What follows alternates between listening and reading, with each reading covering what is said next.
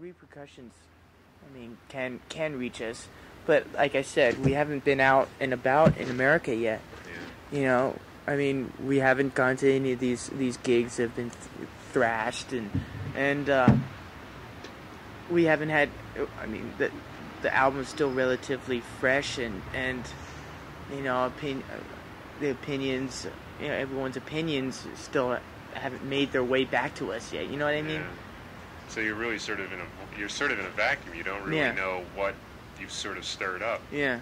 Until you get there. Yeah, and I mean, also, it's a lot of it still hasn't kicked in. Yeah. I mean, when I say that, I mean, you know, our headline tour, you know, our whole show, and all the publicity that comes with that. I mean, that's still impending.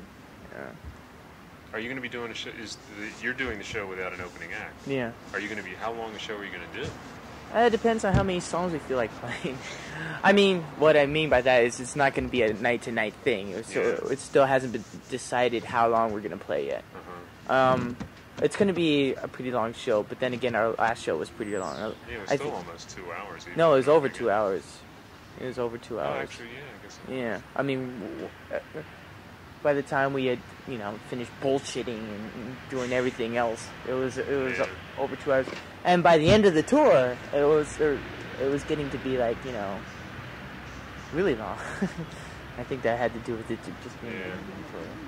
But we're gonna have I really don't want to say too much about it because what we're doing is something that's, you know, so different. No one's ever done it before, and well, the thing is, this really won't be out until the tour starts. Yeah. Yeah. Okay. Well, I mean, no one's ever done anything like this as ambitious as this before. I mean, we're changing the shape of the stage, and we're putting the stage in an unconventional spot. It's not going to be at the end of the hall. It's not going to be in the middle. It's going to be like 3/4. Really? Yeah. And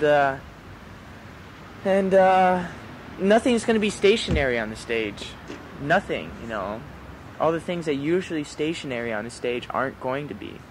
And it's designed with the audience in mind so that we can have, you know, full contact with them. Yeah. And we can really get down amongst them.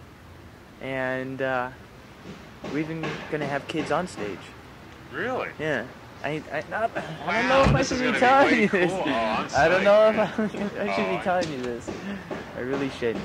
And maybe you should ask the other guys this question too. And if if they tell you as much as I tell you, then you know it's probably going to be okay.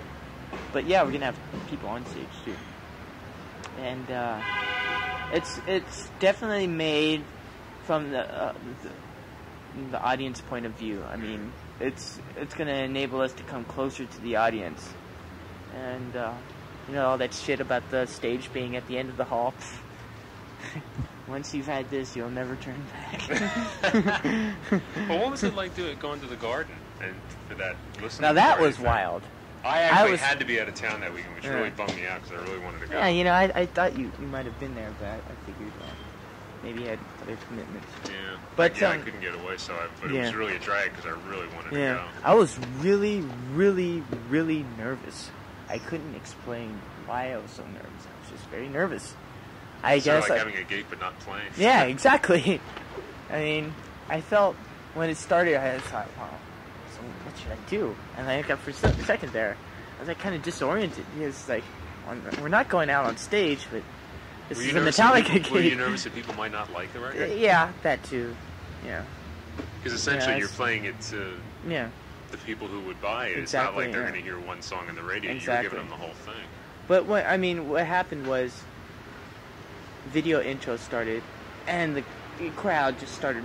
I mean, they started roaring, and it was a great thing. And they showed a brief history, and there was like, you know, approval all the way through. And then it came to the part, you know, to the present, you know, the album, and you know, the stage is set, and you know, Sandman, first track, and by then, But then, people saw it. The video had been out for maybe 2 days on MTV, 2 or 3 days.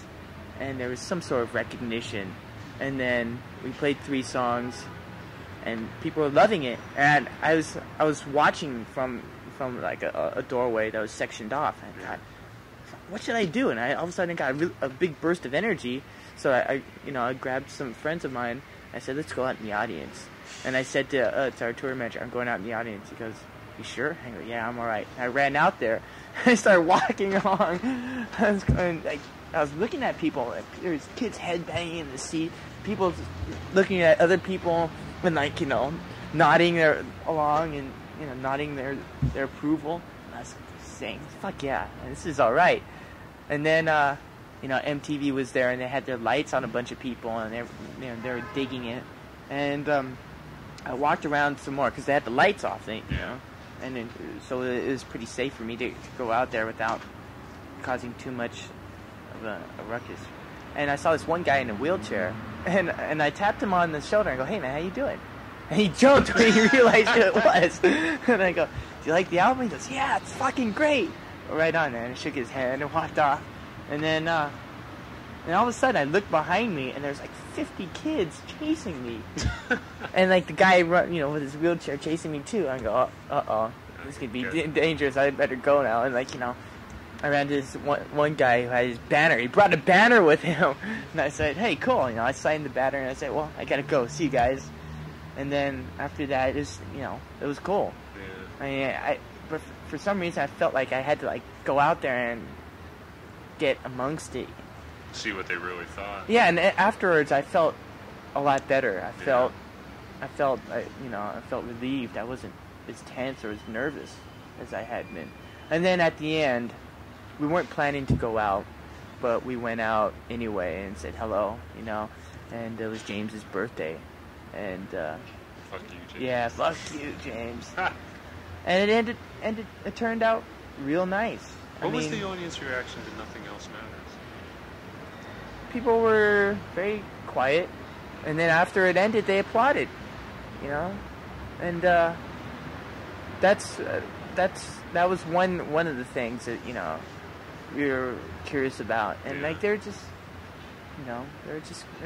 grooving on it, and they applauded afterwards. They were applauding after what we did was we played them in batches, 3 and 3. Oh, I see. And but they're still applauding after every song. And it was really cool. It was quite an experience. It definitely was an experience. Who came up with this idea? Cliff and Peter and the record company. Mm-hmm. Yeah. Did you think it was sort of? What did you think of the idea? I thought about it and I thought, it's really cool experiment. I thought, it's. Did you wonder if anybody was going to show? Well, we figured if it was free, and since it was free, there had to be at least someone there. But we really didn't. I don't think any of us expected it to turn out the way it did. Yeah.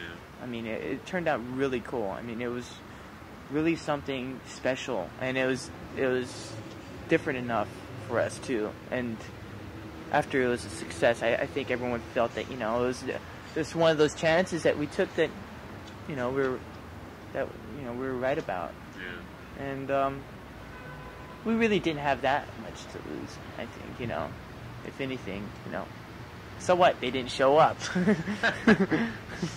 the garden was empty. The Knicks didn't play. Yeah, exactly. And there was actually some damage too. Really? People started throwing seats. I just wanted it to be more like a gig. Sort of like what the real thing is. Well, the funny thing is when we pulled up, there were the ambulances there just in case anyone OD or whatever, got too drunk or whatever. You weren't even playing. Yeah, I know. It was funny, but it was very interesting. I have a lot of it on videotape too. Oh, cool. And videotape. It's interesting. Should have been there, Dave. I really wanted to be there. Very interesting. And then afterwards, it's like, okay, so what do we do now? Yeah, where do we go? What's to do? Yeah.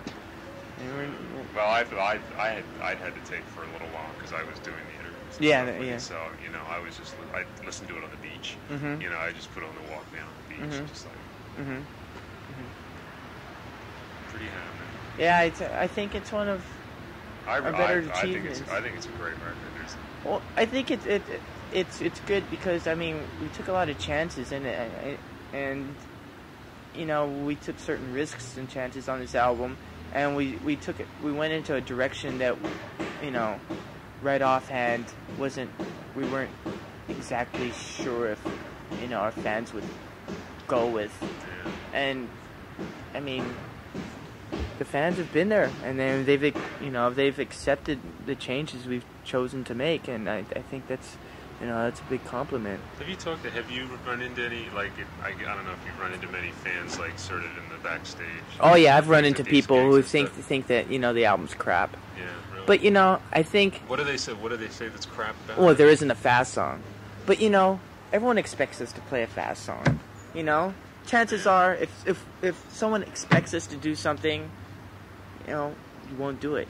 Yeah. It's like whenever our tour manager expects us to be in one spot at the same time, we won't do it because that's our personality.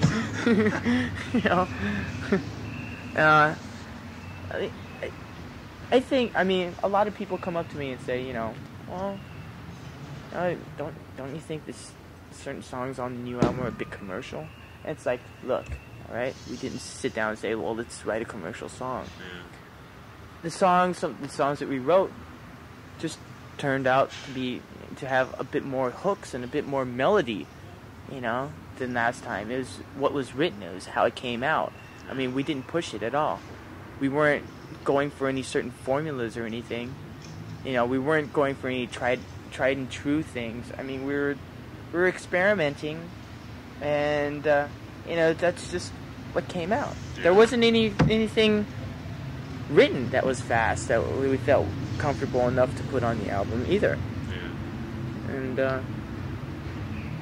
it's a new direction. And if a lot of people say that it isn't heavy or anything like that, I mean, I can't get over people saying it isn't heavy. I mean, people who say it isn't heavy. Have you actually had people come and say it's not heavy? Yeah, they've just missed the point altogether. It's just gone over their heads. What do you say to someone who walks up and says your album's not heavy? I go, sure.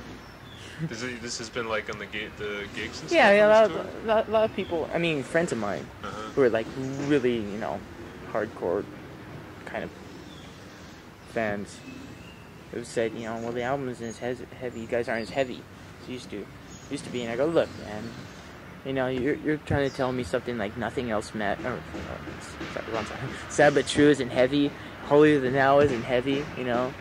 Wherever I May Roam, and How do you define heavy? Yeah, I mean, come on. I think this album has all the basic Metallica elements and then some. I mean, I think we have more to offer on this album. So what if there isn't a fast song? I mean, there's enough different things on this album. There's enough different musical directions and ideas to make up for the lack of no fast song. Yeah. I mean, we cut our teeth in the beginning on the fact that we were a fast band. I mean, if someone who fucking, likes fucking porridge, I don't want to go into a stupid analogy, but okay. We'll strike that. Yeah, but we cut our teeth on being a band that played fast, but we also didn't want to paint ourselves into a corner. I mean, which is what most of your imitators have done. Yeah, exactly. I mean, a lot of heavy metal bands, and heavy metal, speed metal, thrash metal, whatever you want to fucking call it, nowadays is just so incestuous. I've said this in other interviews. I mean, people rip off the same old bands, These bands are ripping off the same old bands, and now they're becoming all related because they're all sounding the same, and they're not branching off in I've actually stopped listening to a lot of it because me too. It's just boring. Yeah, I mean, a lot of it is just the same. It has a lot of the same ideas, and I mean, it's all been done. I mean, a lot of the way these bands sound, and I mean, a lot of their ideas have just been done before. I mean, it just has slightly different packaging and slightly different, tone of voice. But and because of that, it's frustrating, because something that you fathered, you want to see going in a positive direction, and when it just starts to get stale, it's just a sad thing. I don't know. I mean, that's all I have to say about current state of heavy metal affairs. When I was on the European leg of the Justice tour, you were doing that thing with the kids after the shows, backstage with the tables and signing stuff. Were you able to do that in America when you were doing the arenas and all? Mm-hmm. We'd go outside and sign stuff for them. Just a couple times it got a little out of hand, but we always still did that, and I just hope we still can. Yeah. I really do, man. I mean, that. Have you talked about trying to do it, or how you're going to do it? No, it hasn't been discussed. I mean, but if it comes up, of course we're going to try to tackle it. We're not ones to bow to a challenge, that kind of a thing, and it probably will become a challenge. It's going to be logistically. It's going to be really, really a bitch. If kids, I don't know. We usually hang around for quite a while after the gigs, and then if there's still, sometimes even at the last gig, in America, the last gigs in America, there was still a couple or a few hundred kids have waited 3 hours after we're done playing, and they're still waiting. And that takes some time to take care of that and say hi to everybody and all that. But if I don't know, I really feel that if we lose that, I'm not going to feel right about the whole thing. I really am not. I'm going to feel very, very uncomfortable about the whole thing if we turn our backs on that stuff. It's going to be, I think it'll be the death of us if we do, actually. Because really those were the ones that were sort of like keeping it going all through the lean years, and like what you've got now is like all the peripheral people. Yeah. Well, there's that have sort of like made it number one. There's so many new people that have been turned on Metallica now, we can't even imagine it. I mean, the things that have just happened in the last 6 weeks, MTV Awards and the album taken off and being played on radio where it was never ever played on radio before. And like hear Natalie Cole and any of those bands that have 3 letters for a name, OMD, EMF, whatever, and then Metallica back to back. Wow, it's kind of strange. And there's always the question about the kids that are turned off now because we're not playing Kill 'Em All again 10 years later. I go get 220 beats every song and stuff, and that kind of. I don't know, it kind of bums me out because I would like to think that if they were our real fans from the beginning, that they would have grown with us instead of shunning us now. Have you run into many of those personally? Not many, but there are the few, and I'm sure there's a lot more that we don't see. How do you sort of, when they say that, how do you respond to them? Like, have you actually had my dialogues with these people? Mostly from interviewers like a fanzine that are speaking for the kids of that, that think like that. I always go back and refer to the live thing, since that's what I know about. We can play Whiplash, Fight Fire, anything as fast as anybody ever, and then play Nothing Else Matters with the same effectiveness and the same weight. And that's how I respond. I mean, Metallica doesn't have to prove anything to anyone as far as playing fast.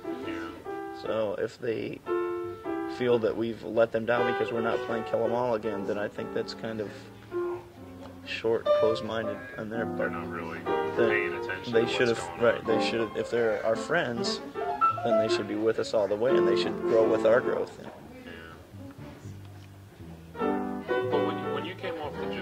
Off the Justice Tour, and I guess had your time off or whatever, and came back, did you actually sort of sit down and sort of say, well, this is what we should do, this is what we want to do? Was there actually sort of like a powwow thing, or was it? It's kind of a happening. It's kind of a it's kind of a thing that happened. It was the same process, as always. It seems like the sort of thing that you would actually it does talk about, as opposed to just sort of like, oh, well, it was. I think that, James and Lars might tell you different, because I mean, they were they were the nucleus the whole time, like they always have been. The process was the same as far as I know, as far as everybody making their tapes at home and putting everything together and pick the best stuff. That's how it was again. But the way that we went about the simplicity of everything this time, just keeping everything to, like one or two riffs and just go it, right? And build something really strong and heavy around that instead of having a bunch of parts in one song and just making everybody all confused and shit. It was that kind of carried over, and that's the way that James was writing. And so that's kind of how the way the band went, because, that's just the way it is. James is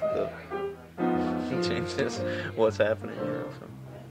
And we all just kind of added our little things as we went. And I mean, the way that I had to approach the bass this time, and the way that Lars approached his drums, and the musical thing was really much more focused, I think, than it's ever been before. We really had an idea. Whether we sat down and discussed it and said we're gonna do this, gonna do that, and like drew the lines, I don't think that was there. I think that it just kind of unspoken law that we knew what we had to achieve. There was quite a bit of time and quite a lot of experiences in between album to album in those 3 years. Played a lot of shows and learned a lot of things and listened to a lot of different music and brought on different influences and stuff like that. All those are factors, Because the thing is, you really got away from the thing that you sort of created, that the band sort of created, which was that speed metal stuff. I don't know. Thrash, whatever it is, but it's, it seems like in a way you sort of like distanced yourself just from that one sort of rut to see what else you could do. Okay. Yeah. I guess we have distanced ourselves a little bit, but I don't think we've changed as how we think and what we really are. I don't think that's, we've still, the core is still what Metallica has always been. It's just that we've kind of shown that we can, when we take chances like this and play some pretty nylon string song and James is actually singing and stuff like that, that we can do it, and we're not afraid to show that we can do it, and maybe not afraid to show a little vulnerability here and there, and that we, not just all the time, that there's more to us than that, as compared to... Vulnerability is an interesting phrase, or word, because it's the word that anyone would least associate with a band like Metallica. Exactly, that's what I'm saying, it's like we just kind of, kind of showed another side and showed that we're not so wimpy or weak that we're afraid of showing that. We still, we know our strength, right?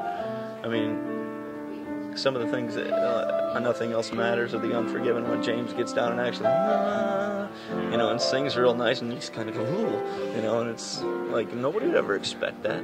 All these people are talking before the album come out, or all of, oh, what are they going to do? Oh, they sold out, oh, they're going to wimp out, right? Nobody had any idea. Nobody could predict, and then when the shit comes out, they just go, Jesus, They couldn't predict what we were doing.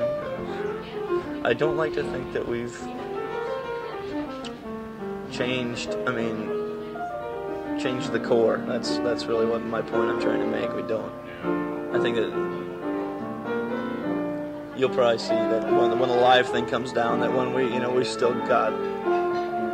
That's our strength. That's our strength, and that's. I haven't seen you in 2 years, right. So I'm looking forward to Saturday. It's still there, and if anything, we've become stronger in that vein. I think there is much more confidence as far as the unit thing. Everybody, like, this guy trusts these three guys, and so on. Everybody knows. It's really become. We've only played 16, 17 shows since we got back out of twiddling knobs for 9 months. It's weird, kind of shaking off the rust to begin with, but now that it's come around, I have a lot of confidence that we're definitely gonna be able to live up to what everybody's expecting of us. Definitely. Do you have any idea how much it cost to make the record? 9 months in the studio is a long time. Yeah, I know. How much should I tell you? Of course, that's why I asked. Oh, it was over a mil too, I think. Do you think that's sort of like a justified amount for a record? I tell you, I know it's sort of it's kind of apples and oranges, but it is. But people you think 9 months. You listen to any one of the 12 songs on that record, or listen to 3 of them. And it's like, the sound is so big and so right. You know, I think that it was worth it. I mean, we took Bob Rock, for one thing. I don't know if we're going to talk about that now. He brought out things that, you know, Metallica, we were kind of scared to ever do, or that we didn't even know that we had in us. He took time with, I don't know if I talked to you about this before a little bit, but when we sat down and went through X number of guitars and X number of amp combinations, configurations, every fucking possible equipment thing that anybody has to offer to find the sound that was right. Whether that took a week or 10 days or 2 weeks or whatever to find that sound, and then went with it. You know, we knew what we wanted it to sound like. He was able to bring it to reality. He knew what to do here, what effects to use there, all that stuff. He had this vision that when he was in the rehearsal with us, September of '90, and he knew what the shit was going to sound like right now. You know, with this raw crap, and James singing like his voice has been fucked for years, and you know, everybody's kind of still trying to like figure out their parts, and I used to play this instrument, you know, and stuff like that, and he knew what it was going to sound like when it came out. It was just amazing for the way that he put us at ease to really capture the performance thing.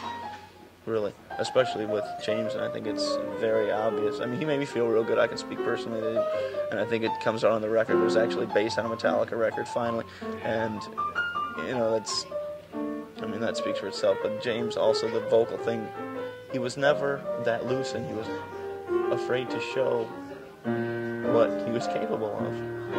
I'm repeating myself, but it's just about the sort of like James.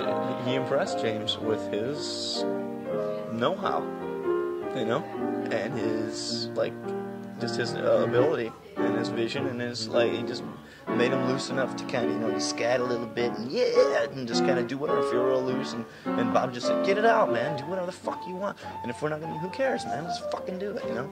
And all he would ever do before is like vocal, double vocal, vocal, vocal, vocal, and the same thing, just like, you know, this kind of mimeo the same over and over again.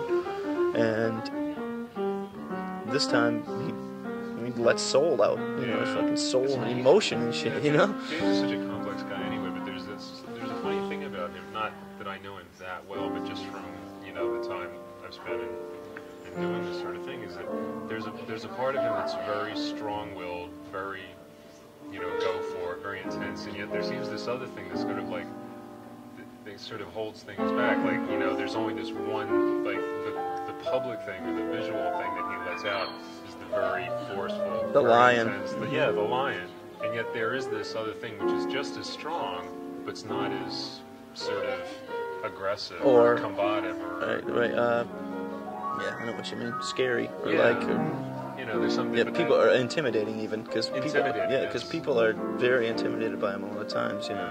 When I first met him, I was extremely intimidated. Yeah, because I didn't know where he was coming from. Right. Sort of like, that's almost like a protective device. It is. It definitely is. And there's, that's what I was just gonna say. It's not like he'd tell you, you know, or it's not like that he'd show it. I mean, it's one of those people, you know. There's a few people that got this gift that whatever they do, it's like shit. It's like, and then he's just one of them. You know, you could pick up any instrument and just go whatever. So it's... But when you first started with it, or when you first sort of got in, you know, how did you relate to James? Did you feel comfortable with him initially, or because Lars seems to be the real open? It was really, I tell you, man, it was really, now that I look back, it was really weird for the first 2, maybe even 3 years, because it was the situation that brought it all together to begin with was fucked. I mean, just not right, you know, it's really wrong, really just not right. And it was very hard for these guys, and as far as anyone in the family, you know, crew and that is concerned, but especially the guys in the band, to open up to someone else.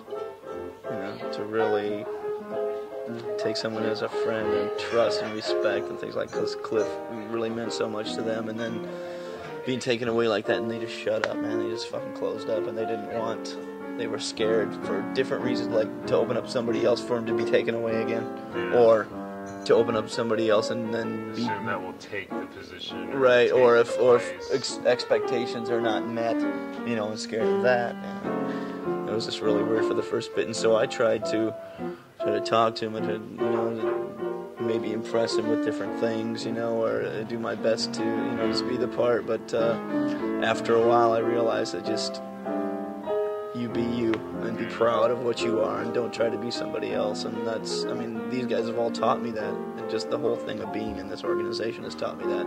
And now everybody sees it, and I'm not sure if they're real happy about that or whatever, but I am myself now. And I think they respect it in certain ways when I don't, you know, when I'm just happen to be maybe the quiet guy in the corner and not really, no, I don't really feel like going out and raging tonight, or, you know, going and get fucked up or whatever. It's just kind of, maybe I'll just hang out and listen to some blues tunes and just, you know, kind of hang or whatever, you know. That's, and now they respect me for that me and not just being a yes man, you know, just, oh, go and drink, does that mean I'm cool? You know, or whatever. Because that's how it was for the first bit. Well, what was it like with James, with that sort of yin-yang aspect of his personality, which is sort of like, again, sort of the intimidating, aggressive thing, not really showing these other aspects? How did you sort of cope with that initially? Because even Mars, in his own way, is sort of more open. Nobody knew, it was hard to get close to him no matter what, no matter who you were. Yeah. Only over the past, I think, 2 years, maybe 18 months, he's started to break out of that shell and not afraid to show his real self also.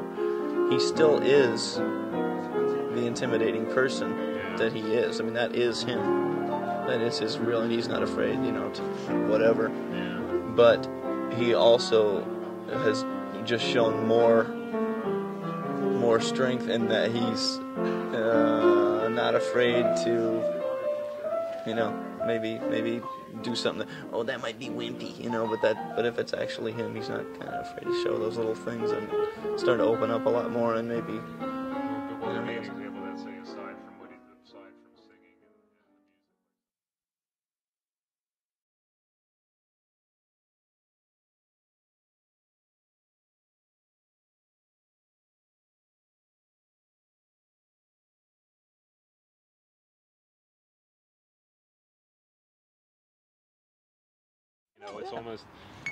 it's only a cliche when, you know, people sort of abuse it, and really what you've done is you did all this stuff the way you were going to do it, and a lot of the things that you did outside the industry you had to because no one would take you seriously enough. And also the fact that, you know, a lot of the stuff like doing videos and whatever, probably in the position you were in, you know, 2 albums ago, you would have gotten stuck in with bozo directors who wanted to do dopey shit. And right. No, I mean, don't in a lot of ways you stayed away from it out of necessity.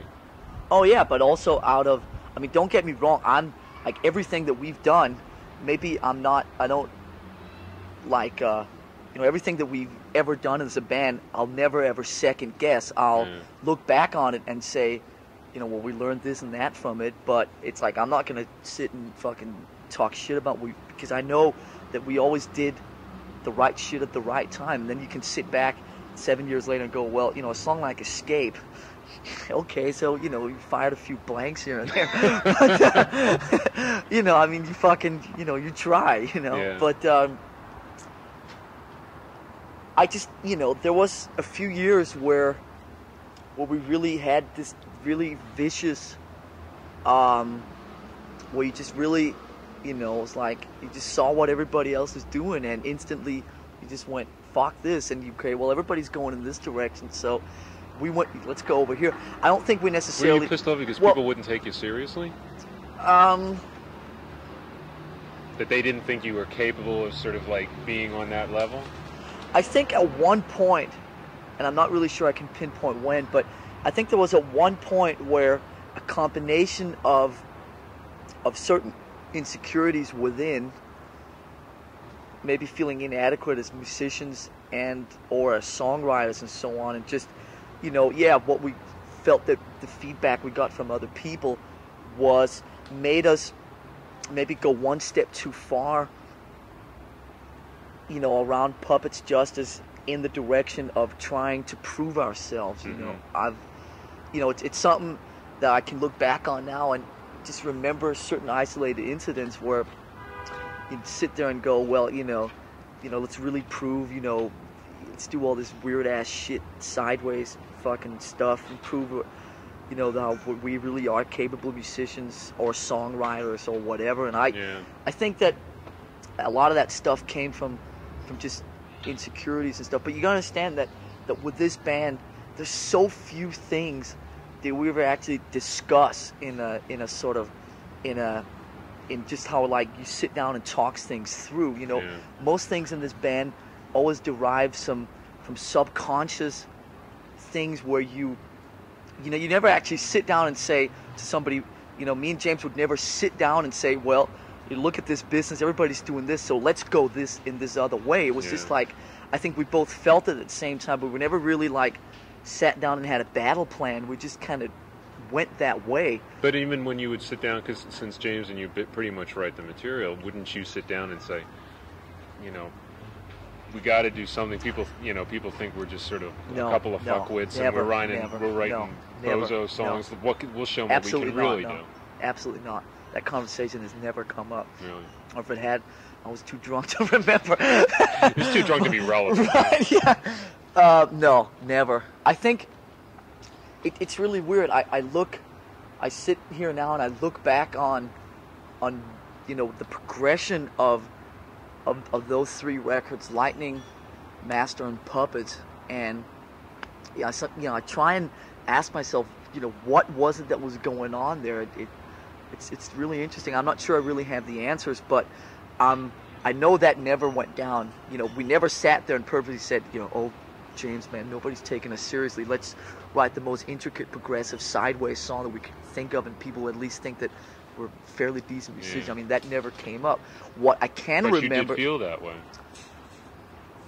I think it might have been a little more on a maybe, at least for me, a little more on a personal level with me and my instrument. You know, you gotta understand that when I formed this band with James,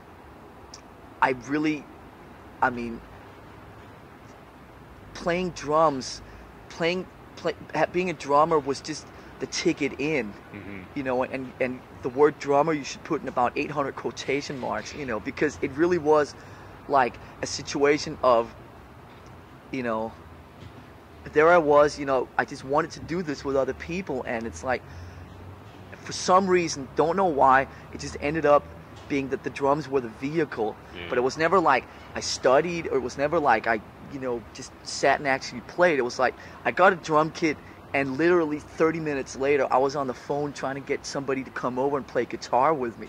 Do you know what I mean? I was like, okay, well, let's see, you do this. And I remember clearly that my dad, still to this day, gives me so much shit, because I remember one of the first days of having this fucking drum kit, my dad said, I said to my, you know, something, I said, yeah, I gotta get a band, blah, blah, blah, blah, blah. And I said to my dad the immortal quote, I could learn this shit in 10 days, right? I have not lived that fucking down.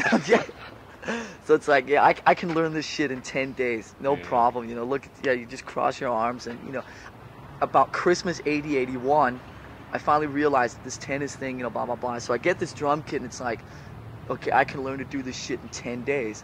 So, you know, Metallica, you know, we start playing blah, blah, blah, and as you can, if you hear some of the old demos, I mean, there's nothing there.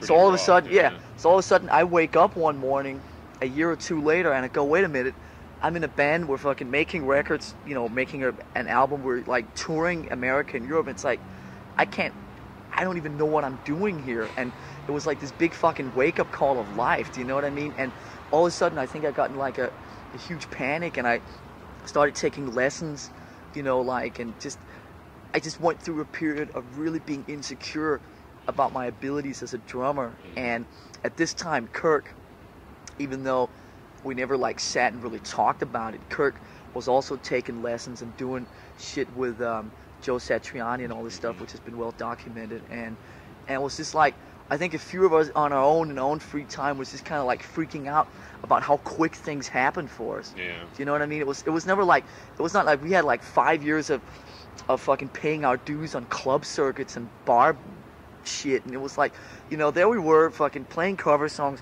writing our own songs. All of a sudden we were touring up and down the East Coast, touring all over America, going to Europe, making a record. It was like, we were like 19. We were just thrown in at the deep end, and it was like, so I went through a couple of years of really, I just remember really sitting with the songs and really trying to, okay, where can I throw in some drum fills that will really blow everybody away, and really sitting. Now I look back on it and say really forcing it. Do you know what I mean? I really, you know, I got to do some shit here that's going to be cool. So really forcing stuff to, you know, and, you know, maybe sometimes directing the songs or sort of pulling the songs in a direction where I could, you know, shine a little more or whatever. And, you know, that was like sort of the mid 80s, and it's just like now all that's completely out of my system. You know, I mean, I think the final shit of that came out on Justice, and it's well, like, it's interesting you mention it, because I think I'm going to ask James, but it seems like for him it's almost been kind of like opposite, because he hasn't really sort of loosened up and sort of opened up more, you know, with his singing and whatever point, until now. Yeah, it's a very with good his lyrics point. and everything else. So it's on, you know, his was even more delayed. Yeah, it's a very interesting point. I think, you know, for me, you know, I mean, we talked about this a little last time, but just about how I just wanted to play. I wanted to play drums. I you know, this time around, I just wanted to play drums in more of the classical sense of how you expect a drummer just to sit back there and get the shit fucking going. I'd never really tried that, and I don't know, just had a huge desire to sort of shift things in that direction. And because I probably, you know, I felt that, you know, the last straw of my insecurities and so on was Justice. And when I listen to Justice now, I mean, some of the things on the drum kit are fucking wild. I mean, they are. I mean, they really, a couple of weeks ago, I sat, there was some things I was doing in a couple of songs that really blew my mind. It really did. It was really weird. It was like, fucking hell. Surprised by yourself. Yeah, but, you know, just because I've been in my frame of mind for the last year has been, you know, this big sign's been hanging in front of me saying simplicity, you know, lay back, you know, do less than more. That's been hanging here, and it's all of a sudden, you know, you listen to Justice and you go, fucking hell, that's just taking things as far as I could the other direction. So it's kind of funny. I mean, whatever. Well, did you notice that was there any sense that James was going to sort of go through his change now?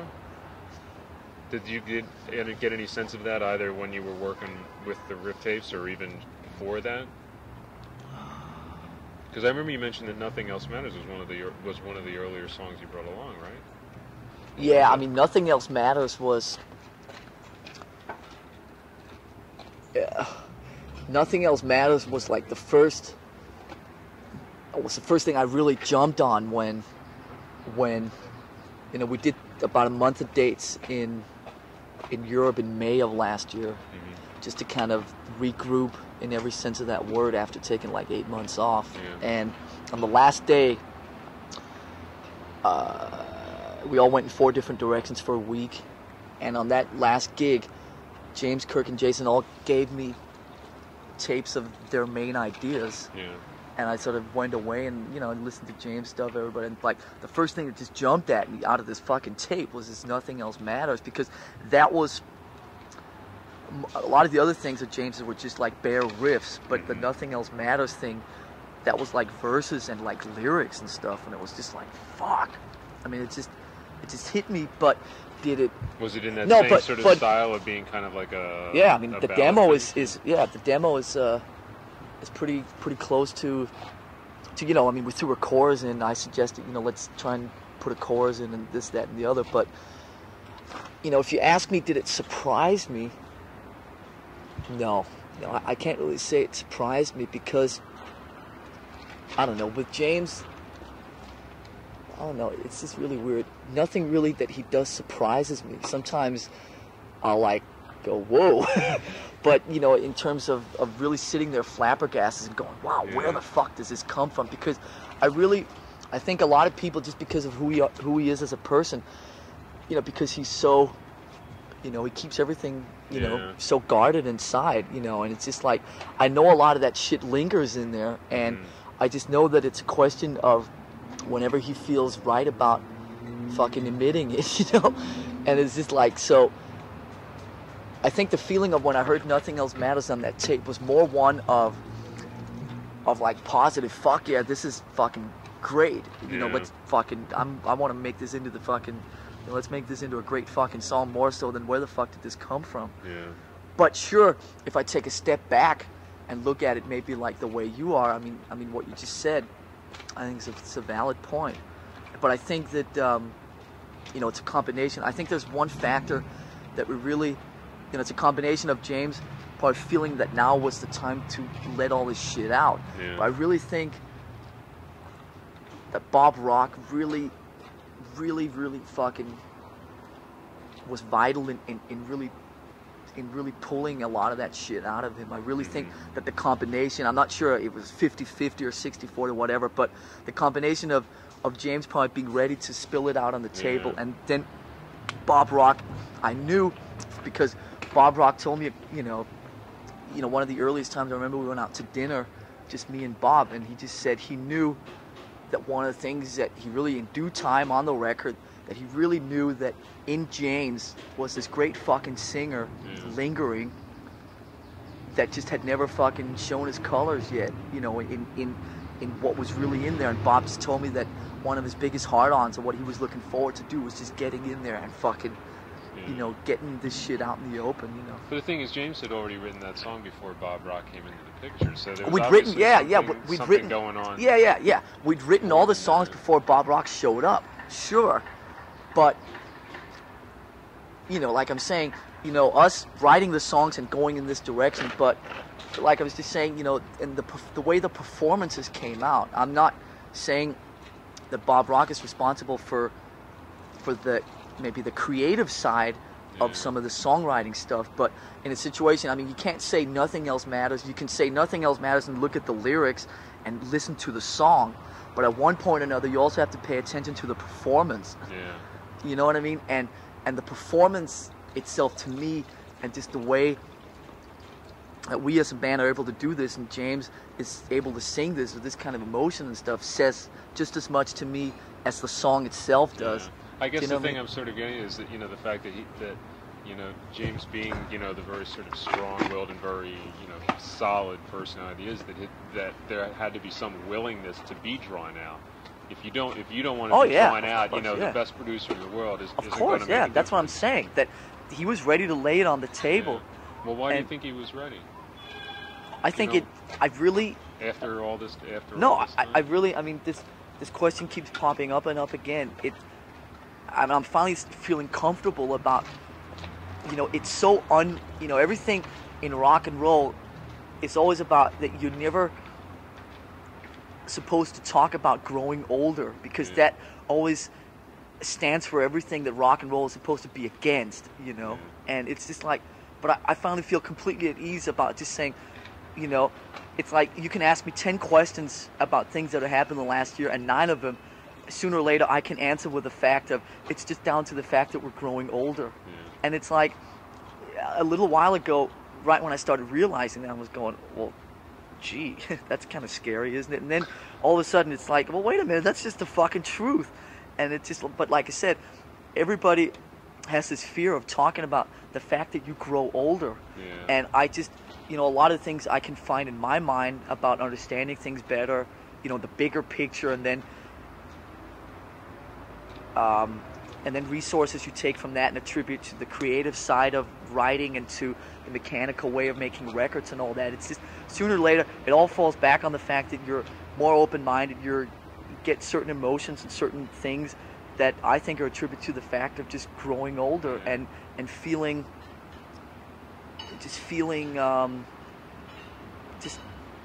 ready to just, I don't know, just dabble in some of this. Yeah. Do you know what I mean? It's Well, I guess the thing that the position that makes it interesting for James, I guess, is the fact that by being the singer and the lyricist, you know, like when he does that, it's more on display. When you and Kirk and Jason do it, you know, granted it's all part of the process, but it's right. Of what course, people yeah. hear is primarily instrumental.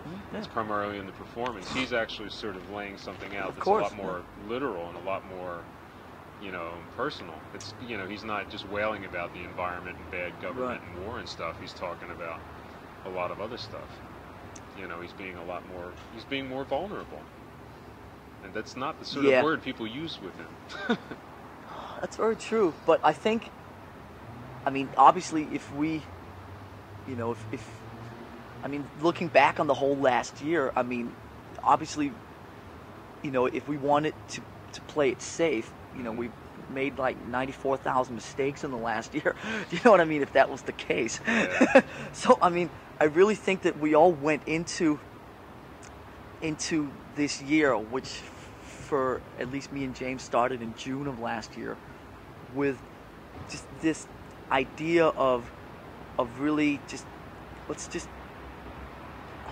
try and just, you know, I mean, let's just try and open up, and let's try and again, this is not something that was talked about, but there's all these, I think in Metallica, there's all these unspoken things, you know, we know each other very well, and between me and James, I mean, we've fucking been together every day for 10 fucking years. It's you just know, you just know you know, I don't know, it's just weird. It might be really difficult for somebody outside of this thing to understand or whatever, but I believe we have this kind of thing where you just know it's time to, do you know what I mean? I mean, we never sat down and laid a battle plan for this year. We just, you know, the conversation, like I can't remember if I told you last time, was just, you know, let's write some shorter songs. Okay, you know, the whole conversation took literally like 30 seconds. Yeah. You know, one night in a bar around the corner from my house, and that was it. There we were. Okay, now we knew what was in front of us for the next year, and coupled with the thing with Bob Rock and letting somebody else in. You know, because we really are. I mean, it's really become apparent. I never wanted to admit this to myself, but I mean, we really are stubborn motherfuckers, and we really are. Well, actually, the other cliche question that I thought I'd start with, of course, is like this whole #1 business. Because I'm just sort of wondering, you know, how has it sunk in at all? Well, I think management makes sure that we're not in the States when the album comes out. Kind of keep the swelling down a little, I think, especially for certain other people in the band. But I don't know. When we get back home, you know, we'll kind of see how things are like developing while we're away. But when you first heard about it, well, how did it register? Lars said that they basically just like sent a fax. I guess you were in Budapest or something. Oh yeah. Well, I mean, it was sure we went out and had a drink, but we do anyway. So we just had something else to talk about, you know. But yeah, I mean, everyone was, I guess, kind of expecting it to hit that anyway with the new way that thing works with Billboard. So. But there's also like a certain enormity that comes with that it's sort of beyond just like it's beyond like having a record that sells a lot and people buy it and da-da-da-da. It's like that number means something else. Well, I'm trying to go higher than that, 0. You know. But it was cool that it hung out for like, I think it was 4 weeks or something. Yeah.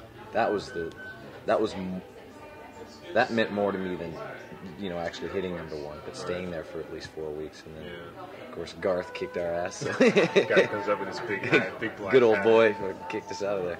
But I think it kind of hit me when we did the MTV thing, when after we played it and we went to this press tent thing, you know. And I didn't know what to expect. I guess Lars had been there earlier in the day. Yeah. You know, we just got off. We're all kind of hepped up. You know, it was really weird just going on and playing one song because you know, after the song, it's like, okay, now we're warmed up. You know, let's go. Let's play another one quick. You know, for the commercial or whatever. And But we went into the press tent, and the Electra lady said, "Oh, should I say number one and all this shit?" And I was like, "Oh, fuck, I give a shit." Number one band, Metallica, blah. Walk in, it's like poof, poof, poof, poof, all these fucking photos. Probably the first, 25 look pretty funny. Everyone's like, and goofy faces and shit. Oh yeah, it's like, what the fuck, all in a row.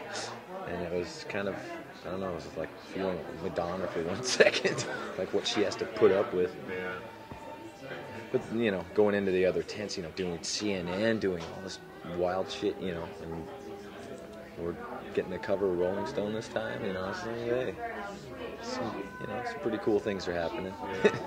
But just, I guess the thing is that, when people start bands, it's sort of like they always start, they start for a lot of different reasons, but there's always that sort of thing that, maybe someday I'm going to be up where all, the people I dig are, where Zeppelin was and where Sabbath was and blah, blah, blah. Did you ever have any, was that part of like your dream to actually be there? Was that, was that part of the goal? What, you mean being number one? Or well, I never paid any attention. It's kind of cliched, but that kind of it sort of measures something. It's not even just that it's number one and it's an ego thing, but there's a certain thing that it measures that you've achieved. Yeah, when someone says Led Zeppelin, people know what it is. Yeah. And if someone says Metallica, hopefully they'll know what that is. That's kind of the goal, I think. Yeah. But when younger, that was. Of course, that was a thing. You'd see the Zeppelin poster, and that's me in 10 years, and my brothers are laughing at me going, fuck off, And when I was younger, that was it. But as the band started going, we didn't really, we got to be number one or else, it just, it's, the way it happened is, I think, the best way it could. Yeah. We weren't really striving for it. Yeah. And we worked hard, I guess actually the other thing that's sort of weird is that when you started, you were sort of starting in reaction to a lot of the stuff that was part of that race for the top, and that you all want to be big and make number one records, and therefore you got to do this mainstream business. And you were like sort of like, well, we don't want it. We're not selling out. We're not even buying in. We don't want to know. We've got this other thing. Right. That is kind of ironic, in a way. Yeah. That we basically wanted to crush all that shit, and we hated it, and we didn't care if we were any part of it or radio or any of that shit. And just the way people are going about promoting this album and shit, and I'd have to say the album is a lot easier to listen to for some people that haven't heard Metallica before, compared to the other albums. It's a little easier for, simpler kind of minds to understand the songs, you know what I mean? I mean, the songs are simple, so it makes sense,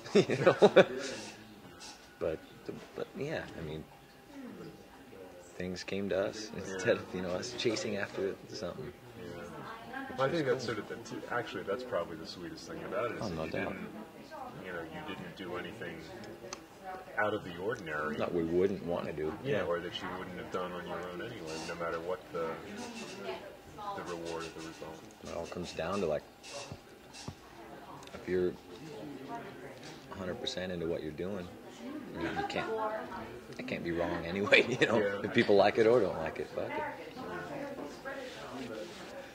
Well, did you feel pretty confident about it as you were making, like, this? The record is quite. I talked about this on the phone with you, I guess, before, about how even though it's very much what you do, there is a lot of different stuff about it. It is not Justice Part 2. It's not like God. Or like it's definitely on a different. You definitely took a different road. Was that how conscious were you? Did you feel that? Well, obviously the Justice thing was played out. A lot of the riffs were from the Justice tour. Really? Oh yeah. A lot of titles were before, Puppets, around the Lightning days and stuff. I mean, titles. I mean, that has nothing to do with the lyrical content or the vocal pattern or anything. Like which ones? Just out of curiosity. Enter Sandman. That title's been around for a long time. Really? No one liked it. They hated it. What the hell does that mean? You know, I go, I don't know. Sandman. It just, it had a weird thing to it. And this time I found something to match up with it. And what else? Other riffs. Oh my God. What other songs we got on there? I think the Rome riff's been around for a while. Sad but True. That's actually that track sounds like it could have been on Kill 'Em All, really, because it's got that slow, solid Sabbath. Yeah, about it. Oh, when we were doing the Stone Cold Crazy thing, we were jamming on that at that point. But we were conscious that we wanted to make some shorter songs, and like I'm sure Lars said, we always wanted to kind of do shorter songs especially after the tour. We were playing for fucking so long, and the songs were long, and it was like, okay. We wanted some shorter tunes just to bash out. And Kill 'Em All had some shorter songs, and when we play them live, it's like, wow. I like playing that song. So like I don't get bored with it myself. Doing, Seek and Destroy. Yeah, I mean, I love playing the long, epic-y stuff. Yeah. There's a place for them. On vinyl, it's fine. You can, take the song off if you're tired of it. But live, it's like, okay. Just hit the reprogram button on the CD player or something. Yeah. But I don't know. I really like how the new album. I mean, I like all songs on there. I would have no problem playing any of those live at all. Might have to do some, figure out some extra vocal things for Jason and Kirk. But that's what's fun. That's what the challenge is. And of course, we don't want to reproduce them exactly like they are on the album. That's pretty damn boring. Yeah. Well, when you said that the riffs, some of the riffs are old, were you writing those riffs almost in reaction to what you were playing every night? That could be. But I mean, writing a short song has nothing to do with the riff, really. That's just up to construction. Yeah. And when Lars and I go in and fiddle with the stuff, trying to put the different riffs together. The riffs are a little more simple, I think, than what we got into, at least on Justice.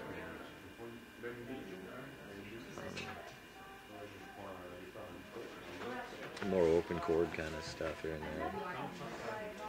It's a lot more challenging, as a vocalist to try and fill up these big holes too. Well, the other thing that's kind of interesting about having simpler, as in not as many riffs per song, is that it means that you're really risking a lot on one or two things. When you listen to something like Blackened or Justice or any of the stuff on that album, you can be impressed by how much is there, even if you don't necessarily go crazy over specific things. It's sort of like this whole package that goes whizzing by, and it's really impressive. Wow, they do all this. Whereas if you pick that one riff, you're sort of risking that that this is going to be solid.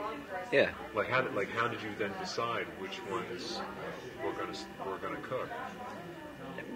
You just know. I mean, when you're, especially when I'm sitting there trying to fiddle with a riff, I know when I ain't going anywhere, or if I have something. And shit, we have 8 riff tapes each. We're gonna sit down there and go through them. I mean, Kirk has about 8 riff tapes, but they're all 3 riffs. He keeps playing the same one over and over and over. It's like, we get the idea, Kirk. Trying to sneak it past it. Yeah. It's like, gee, that sounds familiar. Yeah, that was on the last tape too.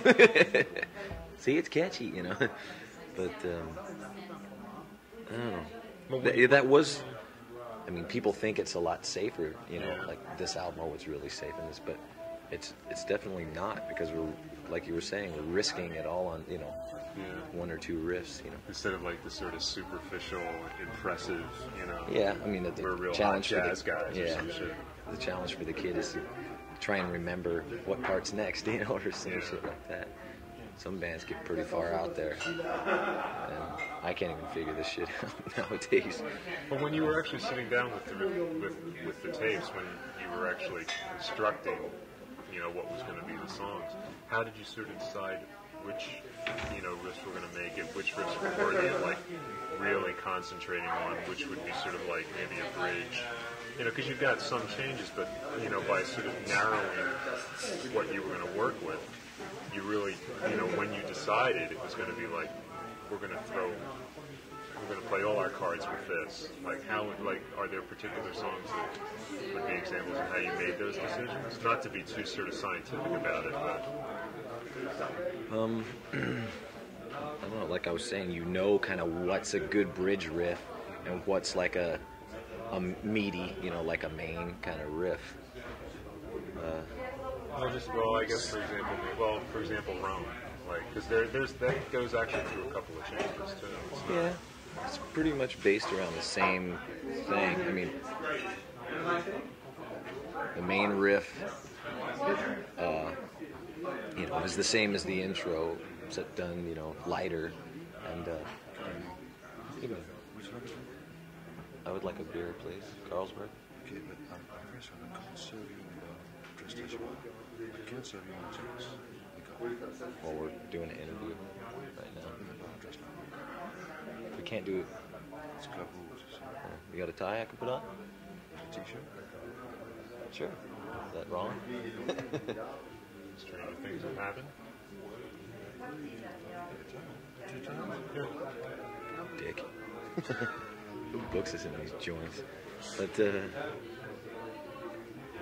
tie with a t-shirt?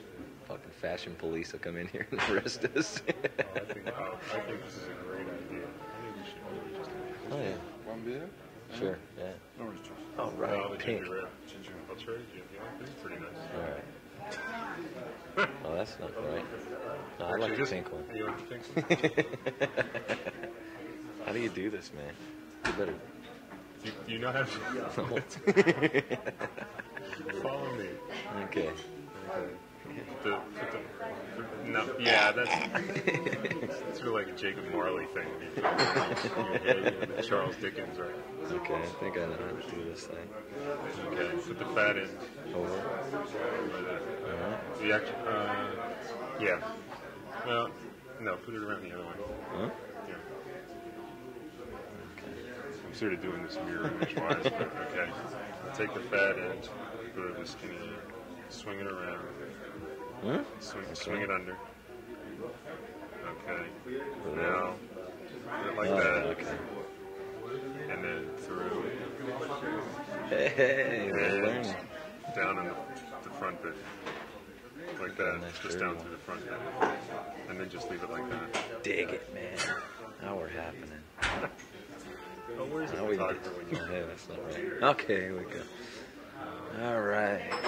Now we're smoking. Now we're styling. Look at that. Okay. What were we saying? We were talking about Rome. You said that there's the basic riff, and then there's like another part that's kind of like Yeah. Well, Sandman's kind of the same thing too. Going lean in it. I mean, that builds up, and that's the main riff, and that's actually the B part also. And the chorus is just open chords from the same kind of modulation. So I mean, Sandman's like the most simplest song we've ever written, I think. Next to, yeah, that's got to be it. What was it? What were we talking about? Oh, how do we put riffs together? Well, I know how you put riffs together, but I think, you know, that obviously there was a severe editing process this time. Yeah, I mean, it's kind of, if I was Kirk or Jason, I'd kind of freak. I think I'd want to be there the whole time, you know. Why aren't you using my riff? And you know. Yeah. But they, as much as we tell them, they might not understand that we just, you know, we don't look to who wrote what. I mean, it's what's best for the project and the band, and it's always been like that. When you put on a tape, you know, that's a great riff. We'll use it, you know. Whose is it? You know, who cares? Yeah. It's not up to people were saying, okay, you know, why isn't there a fast song? You know, why isn't there an instrumental? It's like, well, what do you mean? Well,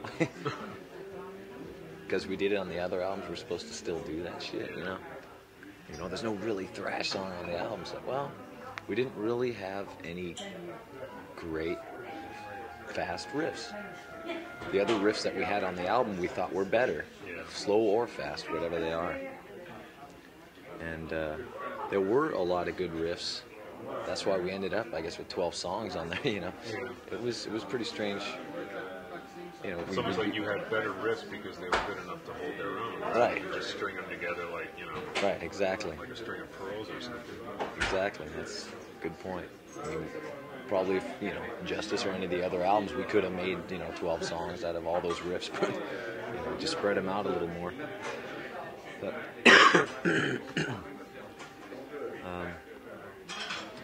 but when we got down to like 10 songs, it's like, okay, we got 10 riffs. Okay, that's good enough. That's good enough. And we go, oh, but this riff's really good. You know, let's write another one. It's like, oh shit, you know, I'm sitting lyrically going, oh fuck, you know, I can write 12 songs now. Well, we don't have the token instrumental, you know, my night off, you know, right there. Well, you know, we talked a bit about the Bob Rock thing before, but the one thing that actually Lars mentioned was that he felt that you know, in a way, working with Bob really sort of freed you up a lot, that you really felt that he encouraged you to be a lot more open and a lot more, you know, not just, I guess, in performance, but in singing, and I don't know how much that has to do with, you know, the lyric and all, but certainly the way you express them is a lot more. I don't know. The thing that I keep thinking about is there's a certain vulnerability that I really like about it, because you have sort of a reputation for being very sort of, you know, yeah, stubborn. Well, I think stubborn is that there's a certain sort of hardness that people sort of associate with you, which I think is part stage presence and part, you know, the sound and, you know, and certainly if you put you and Lars together, you know, the difference in personalities is pretty drastic as well. Well, having someone like Bob say, you know, that's really cool. When you're not too sure about it, you know, you want to try something like that.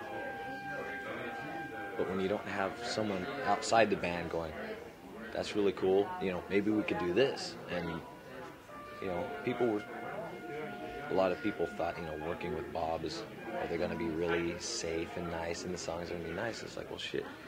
We've gotten more wild on this album than any of the other albums as far as experimenting with different things, you know. There's loads of, I mean, the orchestra, the singing on certain songs. And yeah, you said there were like some cellos or something on Unforgiven? Is there on Unforgiven? Yeah, there's a couple on Unforgiven, but mainly Nothing Else Matters, the huge orchestra thing. So is that actually a real orchestra? Oh, yeah. Mm-hmm. They like our ties. Yeah, orchestra. Oh, but mainly some of the singing stuff. Just going in and, well, I mean, we had the songs pretty well rehearsed when we went in a couple months before. Bob came to like production rehearsal, I guess what you want to call it, and we sat in a little room and he sat down, you know, and heard him, you know. And he's got a feel. Yeah, here it is. Right. But he, you know, it was good that he got to know the songs before we went in and all this. And at the start, it was like, wow, Bob Rock. You know, we fiddled with some sounds and got some pretty good stuff. You know, going on the tape. You know, it was not like, oh, we'll save it in the mix kind of stuff. It was like, this is really good on the tape now, so we don't have to fuck with it later. And you know, we were kind of going, well, what the fuck, you know, what's the big deal about Bob Rock? Why is he so good? What, you know, I don't know really what's going on right now. But towards the end, when we started embellishing the songs, you know, adding things, and that's when he started to really shine through. And it's like, fuck, this guy's good, you know. I mean, and he is a guitar player, so it was extra kind of fun for me to experiment with things and with vocals. You know, we'd go through the song a few times, warm up and this and that, and we'd lay a couple down, and I'd never recorded vocals this way, and it's, I guess, how everyone else kind of does it. They have, here's like 8, 10 tracks or whatever, fill them up. Just run through the whole song, and there's a lot more personality in it that way instead of, do a couple lines, stop, I screwed this word up, punch in here. And instead of one master track, going and getting it just perfect, and then going back and doubling the vocals, which is what I'd always done before, which I didn't do on this album. What was it with the doubling then? Alright, so... Alright. Well, this is Okay, primary. Bob's great. Everything's working out great. We don't know what the new album's called. And Primary we don't know who the support act is. Primary question number one. You're going for a much more liver sounding thing, a much rawer, etc. Yet once again, you're on record time for like months spent doing the project. How does it end up becoming such a long process? I don't know. I guess I usually just answer, we're Metallica. Right. And everything we do takes a long time going to the fucking bathroom. But, I don't know. To be totally honest with you, it's actually really caught me by surprise, too, because in theory, when we were sitting there and preparing for the record, because we wanted to go for a looser kind of a thing, most other bands would be able to go in and cut a looser record in shorter time than they would be able to go in and cut a tighter record. Right. But for us, I guess it's the opposite. I guess that we're all so opposite of everybody else. But is it nerves I think because the procedure is so? No, I think it's a combination of. I really, I just can't answer it. Steffan, this is the one reason why it's just a combination of probably about like 10 little things. I could give you a couple of examples. First of all, we've definitely been a lot more concerned with the sounds that are going on tape than we probably ever have before. We used to, in the past, be very specific about the performances and about that whole side of it, but I guess we really felt that making, the record that we set out to and the vision that we had, which, basically, started with bringing in Bob and trying to, make a really, just a record with a lot of fidelity, just, a lot of lows, just a great sounding record, it's, I think, if you sit there and go, what's great sounding records of like the last 10 years, there's, remember when when Pyromania came out, everybody sat there and went, this is a great sounding record, because it was like a step above. Right, it was different, it was a step forward. And it's like, I think Motley Crue made a great sounding record with Dr. Feelgood, no matter what you think of the material, and I just think that, I don't think we've ever felt that any of our records have been great sounding. I think that the closest we came to it was with Ride the Lightning in terms of where we were before and then where we went, for Kill 'Em All. When we made Ride the Lightning, we goes, this is a great sounding record for 1984, with whatever limited amount of technology or whatever that we had at our disposal and what we had up in our minds. But, so basically getting back to the point, a lot of time spent on fucking with sounds. We spent, probably about a week, probably about 10 days to 2 weeks when we started out. Just, changing shit around in the room and stuff like that, making the room lively and stuff like that. Carpentry and all that business. Yeah, a couple of weeks, guitar sounds, that kind of thing. So that's definitely one thing. We're a lot more particular about that and really making sure that it is lively and that we can fit the bass in and that we can't have the record, with a low end of life and stuff like that. Another thing is, in terms of the performances, it's taking about the same time that I think it's, that it's done before. I think, for instance, with the drum tracks. I did want to get into specifics of that. 5 months is a long time to spend. It really is a long time to spend, like, preparing for it, doing them, feeling comfortable about them getting right. I mean, do you admit that with you there's always a very large amount of nerves and trepidation and not really fully knowing if it's the right thing, but convincing yourself that this is what you're going to do anyway and having doubts? I mean, well, the way we went about it was that, we basically took the last 3 records were all recorded pretty much identical, and which were, every band member by himself, note perfect, click tracks, blah blah blah blah blah. So, all right, Bob, how do we get that power across that we have on stage? How do we get that power across on a record?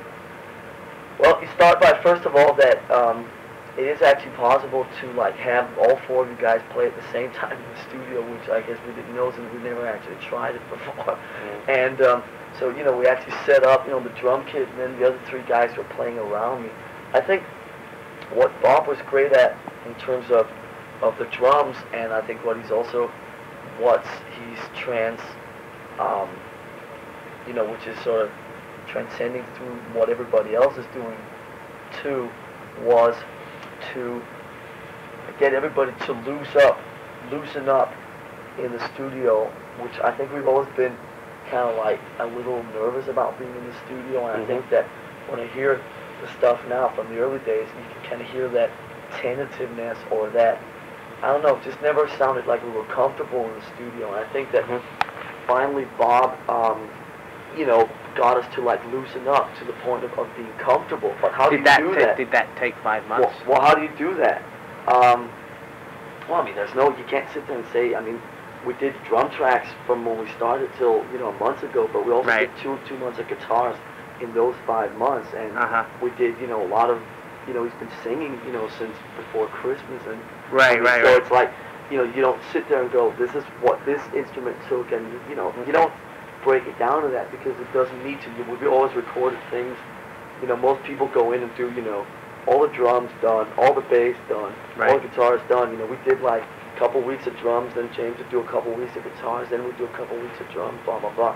But I guess what I'm trying to get at is that loosening up to the point of where it sounded good required that we would play the songs so many times to get mentally away from the fact that we were in a recording studio. And basically, it's like if you go in there and say, okay, let's start the session, okay, and here, record. Okay, so it's then you're all tense and okay. What happened to the plan initially you had of doing a small tour? Yeah, okay. Finish this segment. Point. Yeah, because it's very important.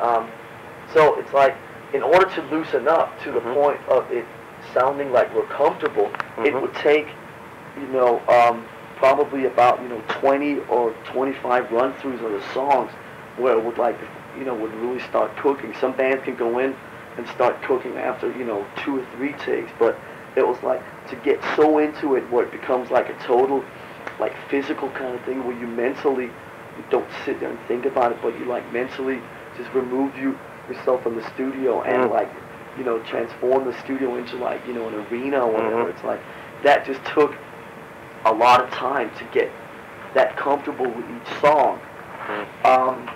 And then what we would do, which was a different process, instead of going for one perfect take like we'd always done before, and building one perfect take like we'd always done before, basically it's in order for Bob to get us to loosen up to the point where it sounded comfortable, it's you would always play and never think that the one you were playing was the one that's going on the record. So it's you'd sit there and just go, play the song 30 times. There you go. All day, just play the same song 30 times.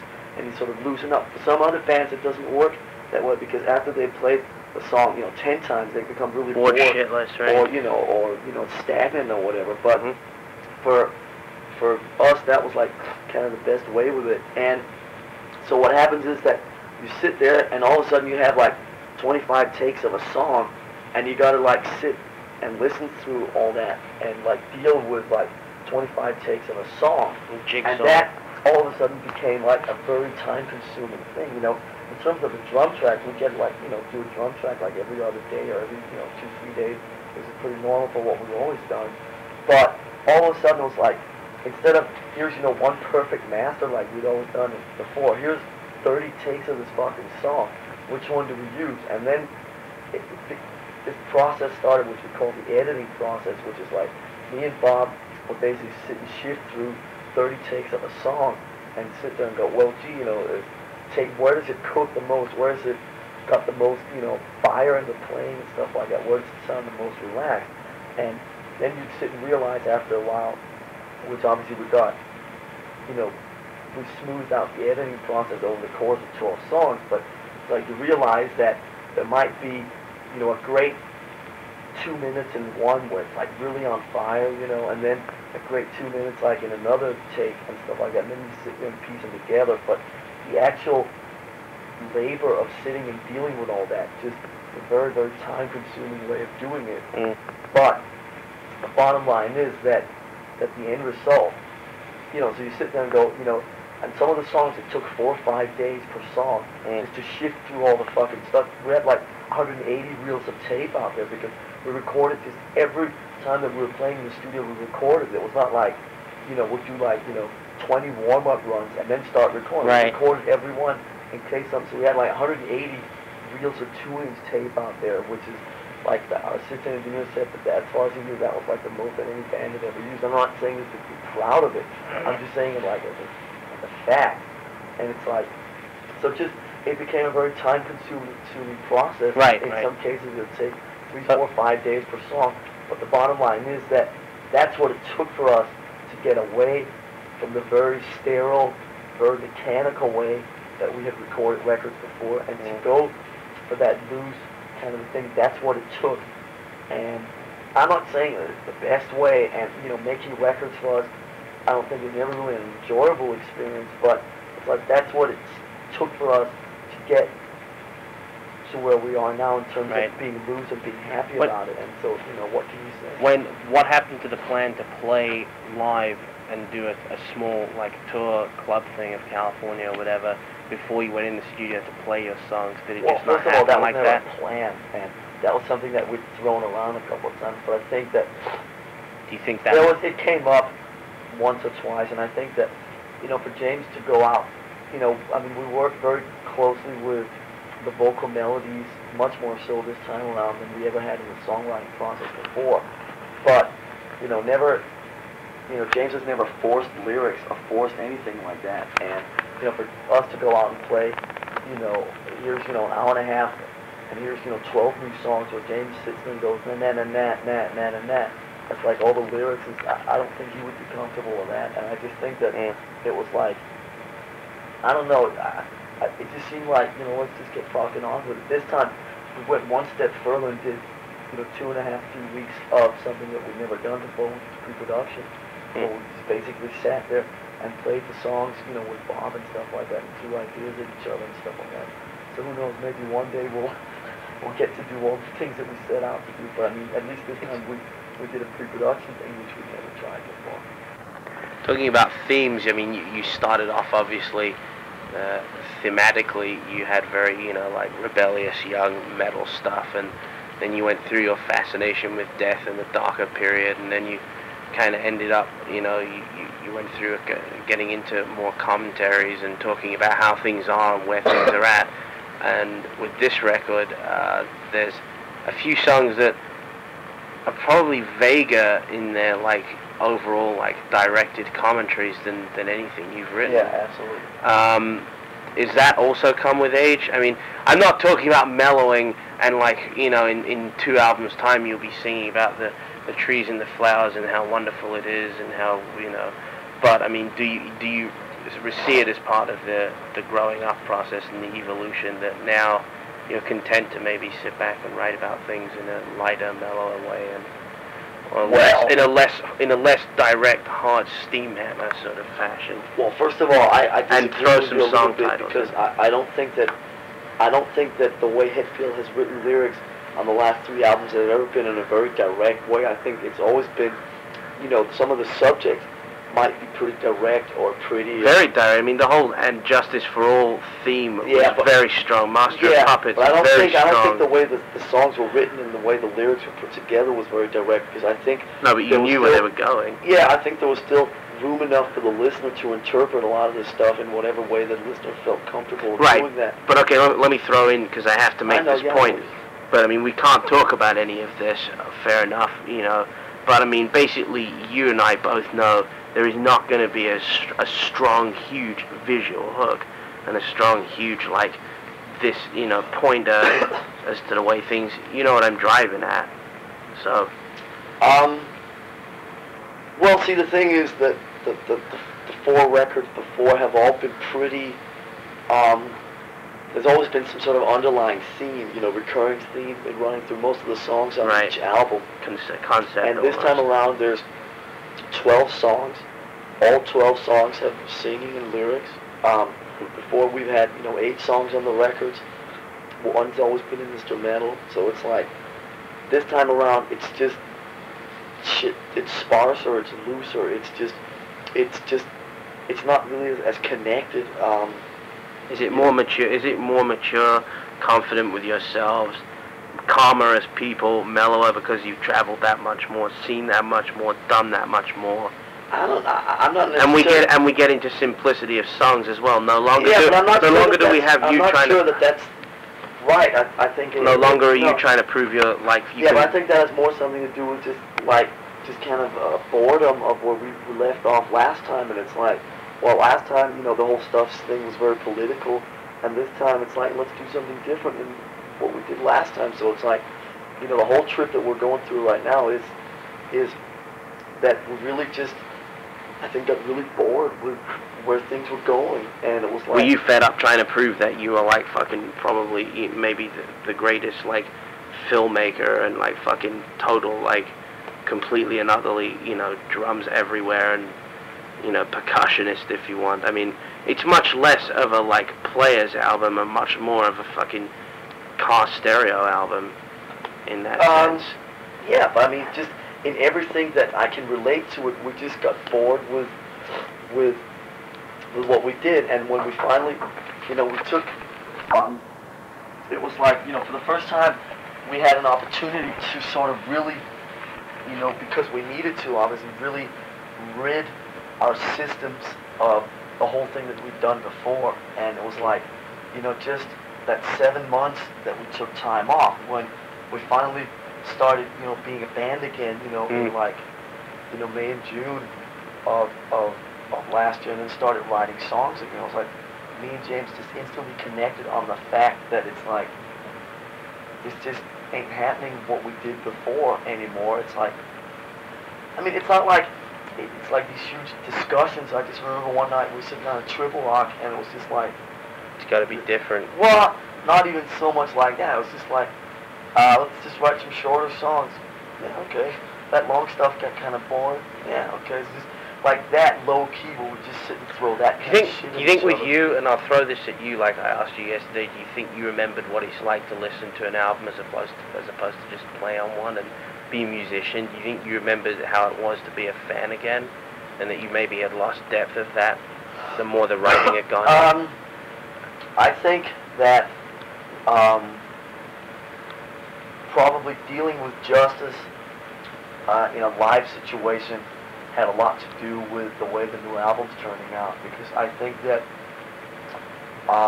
playing some of the songs off Injustice for All live over the course of, you know, the 8 million date tour that we're on just got really, I don't know, just there was something that wasn't right when we played some of those songs, like the title track and like Eye the Beholder and even Shortest Straw and Black. And I mean, you know, they're great songs for what they're worth, but I don't know, it's just very strange when we would play some of the older material and back to back with it. Say even just like a song as old as Seek and Destroy, where, I don't know, there was just something about the way that it was, that you had to sit there and think about what you were doing all the time. And these songs were so progressive that it became like sort of thinking man's.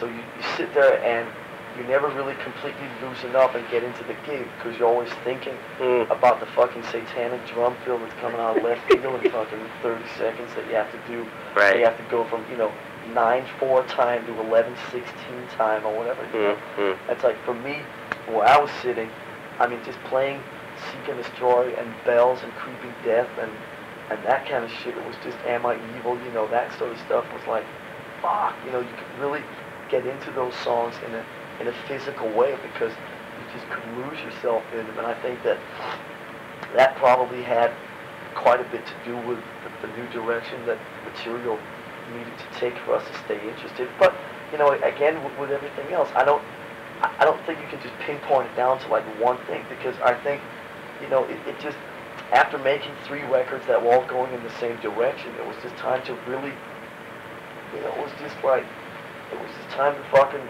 throw a curve. You know, it was time to just, it's like, wait a minute, you know, let's just not keep going in the same direction. It's like, let's do something that just fucking, that's gonna be like a challenge when we write it. And it was like when we sat down and said, okay, let's write an album full of like 12 shorter songs.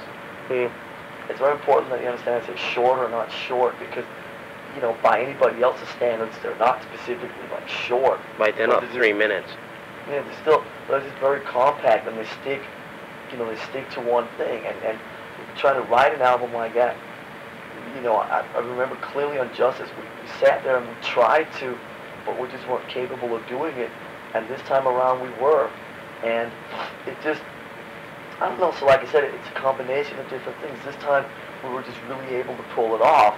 And it was like, it just kind of, it was fun. You know, the song, when I look back and think to the 6, you know, or 10 weeks or whatever, we were writing songs back in June, July, and August of 1990. It's like, it was fun. It was like a real, just the whole fact of like writing was a challenge again, in a way that was like, this is something new and different, and it just gets you really excited when you're doing something that turns into like a challenge instead of just like, well, here's just, you know, more of the same shit that we've been doing for the last 6, 8 years. And I just think that for the mental fucking, for the mental stability, we just really needed to just throw it in a different direction. And it's like, you know, so I'm sure a lot of people, when I sit and say that, they go, you know, well, what does that mean? But it doesn't mean anything more than it's like, here's a song that just has simpler arrangements, and, you know, it's like, it's still the fucking fattest guitar riffs of life that you can find, and, you know, all that. I think it's a lot more of a guitar-oriented album than the last couple were. I really felt that, me as a drummer, I felt that I'd proven, you know, to myself, and I guess to a lot of other people, that it's like, you know, I can play, you know, blah, blah, blah. And I think because when we first started Metallica, you know, none of us could play. And I was like, you know, 1, 2, 3, 4, let's start a band. Oops, now we have a record out where we can't play. So then it's like, fuck, we have to take lessons and we have to do all that shit. And it's like, I think for quite a number of years we were really insecure about our own abilities as performers, and that made us want to, like, get that so much more across. So everybody was kind of caught on their own trips. And it's like, now I think we're all just so confident of our own abilities that it's like the drums, you know, if I don't do a drum fill on a song, I still feel great about it, because it doesn't mean that I can't do the fucking drum fills, drum fills of life if I have to, but it's just like, maybe this song or the vibe now doesn't call for it, and end the story. So, you know, in terms of that, I mean, it's a lot more of a band thing in terms of the overall, you know, the last record, just the drums were really up front in the way the songs were written, in the way the album was put together, and the mix and everything like that. And I never thought I would say this, but it's like I feel completely comfortable and confident and great about the fact that the drums are taking a different role in the whole thing. It's much more, the drums, I look at them, much more of a groove kind of a thing. Now, I think when I hear the new stuff now, there's like a groove and a bounce and kind of a rhythm thing happening that we've never had before. You know, we also finally sat there and said, well, you know, what's the story with the bass? And it's like, well, wait a minute, you know, it doesn't say anywhere in the rules of how to make a record, you know, rule 12, you know, the bass always has to play the same as the guitar, like we'd always done. It's like, after 8 years, it's like, well, wait a minute, the fucking bass maybe could hang with the drums and just kind of keep, like, a rhythmic, bouncy kind of a thing happening in the background, and just let the guitar riffs do all the fucking talking. Right. And do more of just kind of a groove thing in the background. And that way the bass will be a lot more there in terms of a mix kind Writing of thing. songs as opposed to pieces. Yeah, but just, you know, I think we finally sort of got comfortable with the role of the bass and what the bass does in, you know, within Metallica. And I think Jason finally, I think, also feels comfortable. He's also playing a lot less than he ever has, and I think he was very insecure for a couple of years too about really proving himself as an excellent bass player. And yeah, but also to the world, the whole kind of vibe where he came from, with, you know, that whole underground flotsam. It's like, you know, I can play 1,000,000 miles an hour and blah blah blah, and the Steve Harris, you know, 800 notes a minute and all that, which is fine, but it's just not what we're into right now. You know what I mean? No, I know. And it's like, it was like, wait a minute, it's like, you know, here's the fucking guitar riff of life, and here's the rhythm section in the background setting up like these grooves that just makes the shit bouncy and makes you fucking tap your foot to it and makes you fucking bob up and down in a way that I've never seen, you know, Metallica stuff do before. I mean, when I play this, dude, it's like, it's impossible not to fucking sit, not to just sort of rhythmically kind of move with it, rock with it, and it's like, it's kind of a different thing. That, you know, also just, I don't know, you know, as far as my own trip is concerned, I'm not saying that the band thing, but I'm just like, as far as my own trip is concerned, and where my drumming, you know, on a personal level was taking me, was like, I just, you know, people like, you know, Phil Rudd and stuff like that, it took me, I guess, 8-10 years to, like, appreciate somebody like him and, like, really understand that, you know, Phil Rudd, how much of a thing he actually had to do with, like, the old AC/DC thing, and it was not just all Angus and Malcolm, but the way Phil Rudd played drums on those early AC/DC records is so much a part of that groove thing that's going on. And it's like, I just, as a drummer, in the last, like, year and a half or whatever, been getting really into that side of drumming, of not being so worried about the solo aspect and the ability aspect, and also realizing that it's just as difficult, or if not more difficult, because it's not something that you can really, like, study. It's not like, you know, you can study the most intricate sideways drum feel, and it's just a matter of getting it down and practicing it. But the feel thing, that's not something you go to fucking school or read about in a book. Well, let me put this one to you as well, because it's a pretty standard one, but this is Metallica's Back in Black. This is Metallica's. That'd be nice. You know, I mean, this is Metallica's Physical Graffiti or whatever. I mean, Metallica's Master of Reality or Volume 4 or whatever. I mean, is it? Metallica's Master of Puppets. It's Metallica's, you know, it's Metallica's fucking Dark Side of the Moon. I mean, is it? Do you see it like that? The cornerstone of going into a completely new fucking country than the one you've been in for the last few years. I mean, is this like the point? I mean, I think it's too easy to sit there when you make a record and always sit there 3 years and go, you know, this is it, this is the fucking, this is the big cheese, this is the one that's gonna whatever, you know. But you know that this might very well be. Yeah, I know. So you just look. Okay. I think it's too easy to sit and approach every record with that mentality. But obviously, I'd be lying to you if I didn't feel somewhere deep within me that, you know, this is, I don't know, there's just a different feeling in the air this time around. But there comes a point where, obviously, from a success point of view, it's like, you know,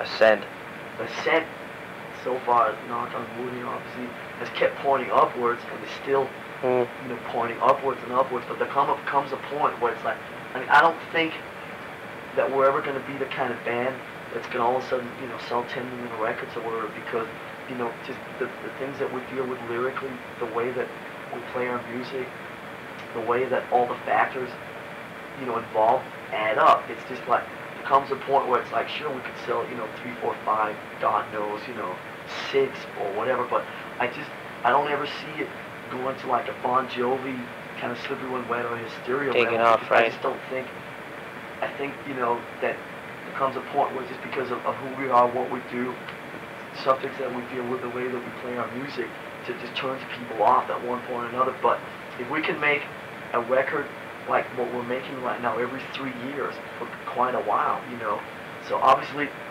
at one point or another it's going to start leveling off a little bit. You know, we can't just keep. But I think this is hopeful. This is probably, you know, if this record goes as great as the feeling is right now, then this is probably the one that's going to sort of be the last biggest jump. Because, right, you know, well, that's what I mean. After the next one, it really can't jump much higher. You know what I mean? No, I know. So it's like, so you get, this is the record that hopefully will put us up to the next, you know, the one level. I mean, it's never like there's only one level left or whatever, because then the challenge is going to be sustaining and making great records. Right. And whatever, you know. The point. And the same way that Back in Black was the album that did that for AC/DC, that really solidified it as major fucking contenders or whatever. Or, you know, like I said, I mean, I want to hopefully be able to write 12 great songs every 3 years and keep making albums that will have the same excitement about them as we do now. But because this is something that's a little off the beaten path of what we've done the last 3 years, the last 3 records, obviously it's very exciting in a kind of different way because we're meddling with things that we've not meddled with before, and that's what makes it exciting.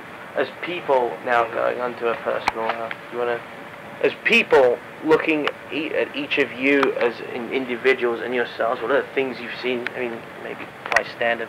In terms of the interplay between us, I think we're respecting each other a lot more than we ever have before. I mean, we always used to, you know, I mean, we still wind each other up a lot. Somewhat take the piss out of each other. Yeah, but I think that, I mean, in terms of 4 personalities, we're all, I think, very much finding our own niche in terms of who we are and what each of us do and where each of our heads are at and how we cope with that individually and between the band members.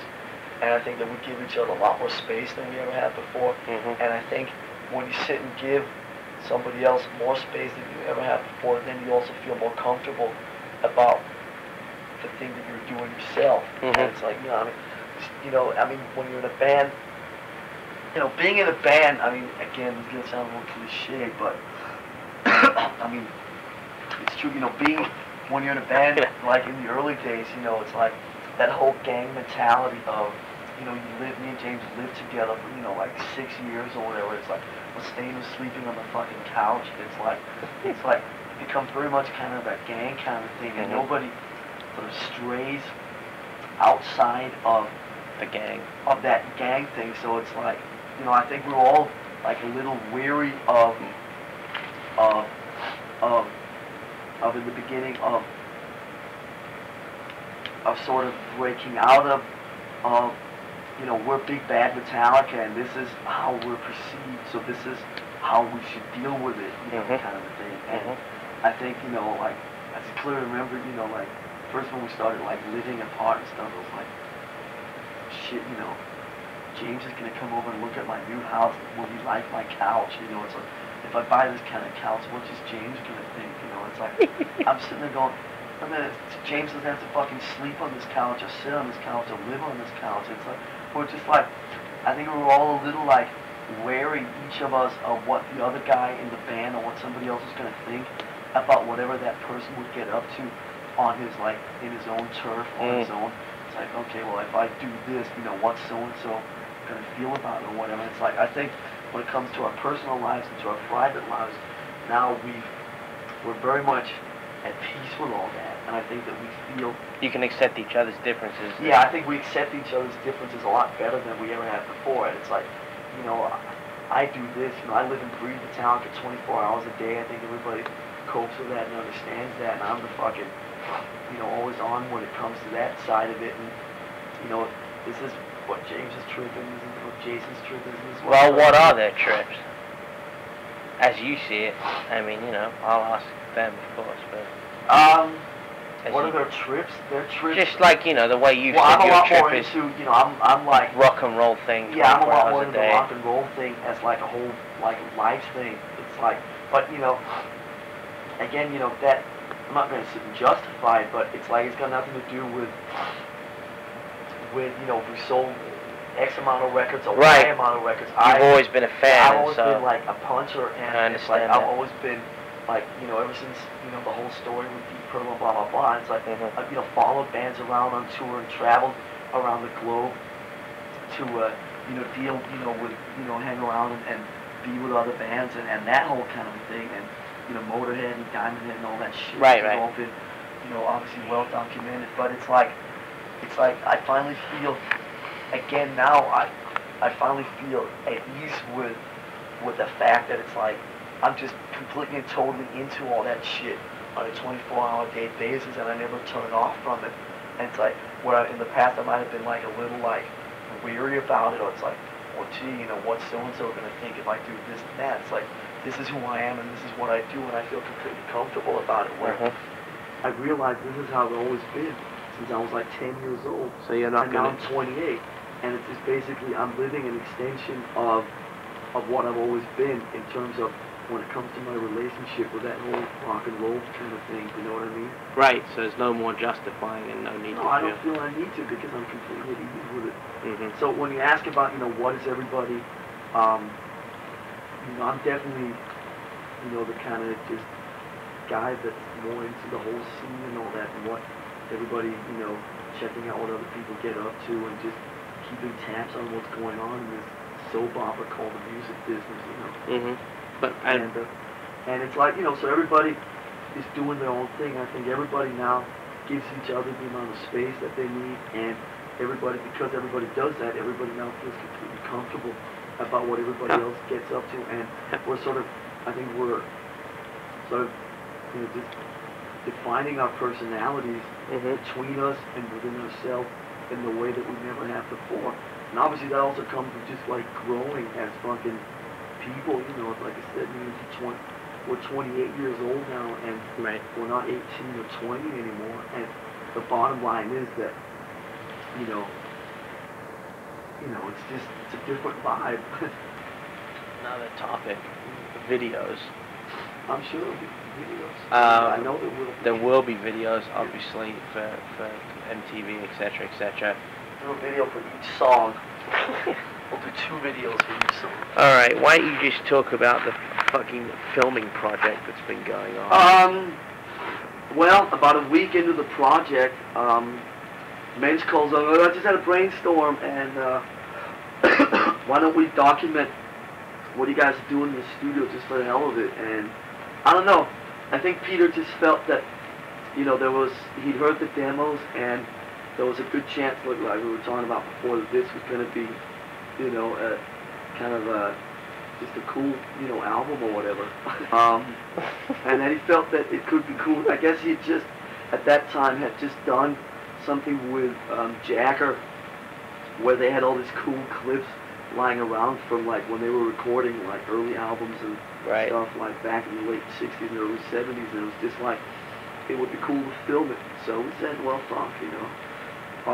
Basically, hired a couple of guys to come out and just basically document whatever we do out in the studio. We picked 6 of the 12 songs because, I mean, them filming, you know, every time somebody, you know, goes to the fucking bathroom out in the studio could get a little much in terms Good of... bathroom, though. Great bathroom. But, I like the way the seat is on level with the wood. Even though it's a great bathroom, it just seemed like that would be a bit much. So we picked a good cross-selection of the 12 songs and just said, here, film these 6 songs, you know, from the beginning with the drums and with, you know, the shit going like, down. Huh? All the shit that goes down. Yeah. Do you have any of the arguments that happen? Yeah. So, is it going to tie in with this Seattle footage, or is that I don't know. There's a lot of different options. You know, we're sitting on $300,000 worth of video footage from these 2 nights in Seattle that's collecting dust in an electro safe somewhere. That cost $300,000, that stuff? Mm-hmm. The Seattle stuff? Mm-hmm. There's some different options. You know, we don't know what we're doing yet, but, you know, we have all this Seattle shit going on, and we have all this stuff from the studio, and and who knows what we're going to do in terms of long form home stuff. So there are obviously different options. Maybe we'll do some stuff from Seattle in 90 and tie into some stuff, or maybe, you know, Seattle in 92 or something. I mean, the question is, I mean, the question will be, are you planning a Song Remains the Same style venture? Not at this point, no. I mean, could you see that one day this would be a major release thing that you would put out in theaters? No. A la Rattle and Hum, a la The Song Remains the Same? No, not at all. No? No, but would it amaze you if it turned up in that format in 3 years from now? Yeah, because I don't think Metallica is big enough fans to go into a wide release in theaters. But, you know, with all the shit that we're collecting, obviously there's a lot of possibilities for one day doing something really cool, and who knows, we might just, you know, maybe fucking put the whole thing out, you know, on like a 10-hour home video. I mean, just do something that, you know what I mean? There are a lot of possibilities when you have a lot of footage lying around, and it's like you could do all these weird things with it, and it's like, right now there's really nothing definite, but I doubt it's going to be turned into a movie. I don't want it to be, the thing about, you know, which you got to be a little careful with, especially like when you sit and record yourself in the studio, is that it doesn't get like a little too vain. Yes. You know, and it's like, yo, look, here's me doing the fucking, you know, very self-indulgent. Right. Here's like, you know, Kurt playing his fucking balls off and stuff, and it's just like, it might get just well, people like also, a little vain. So we'll see. People will like to see the arguments that you guys have and everything. You know, funny stuff on there. The point is that when you have cameras up your ass all the time when you're out in the studio, it becomes so secondary that you basically don't notice them anymore. And right. It's kind of like, so they're just there and they kind of just fade into the background and stuff, and it's pretty cool. So, your true ugly selves come out. Yeah. And so that's as far as long form shit is concerned. Right. Short form. Music videos, I'm sure we'll do quite a few.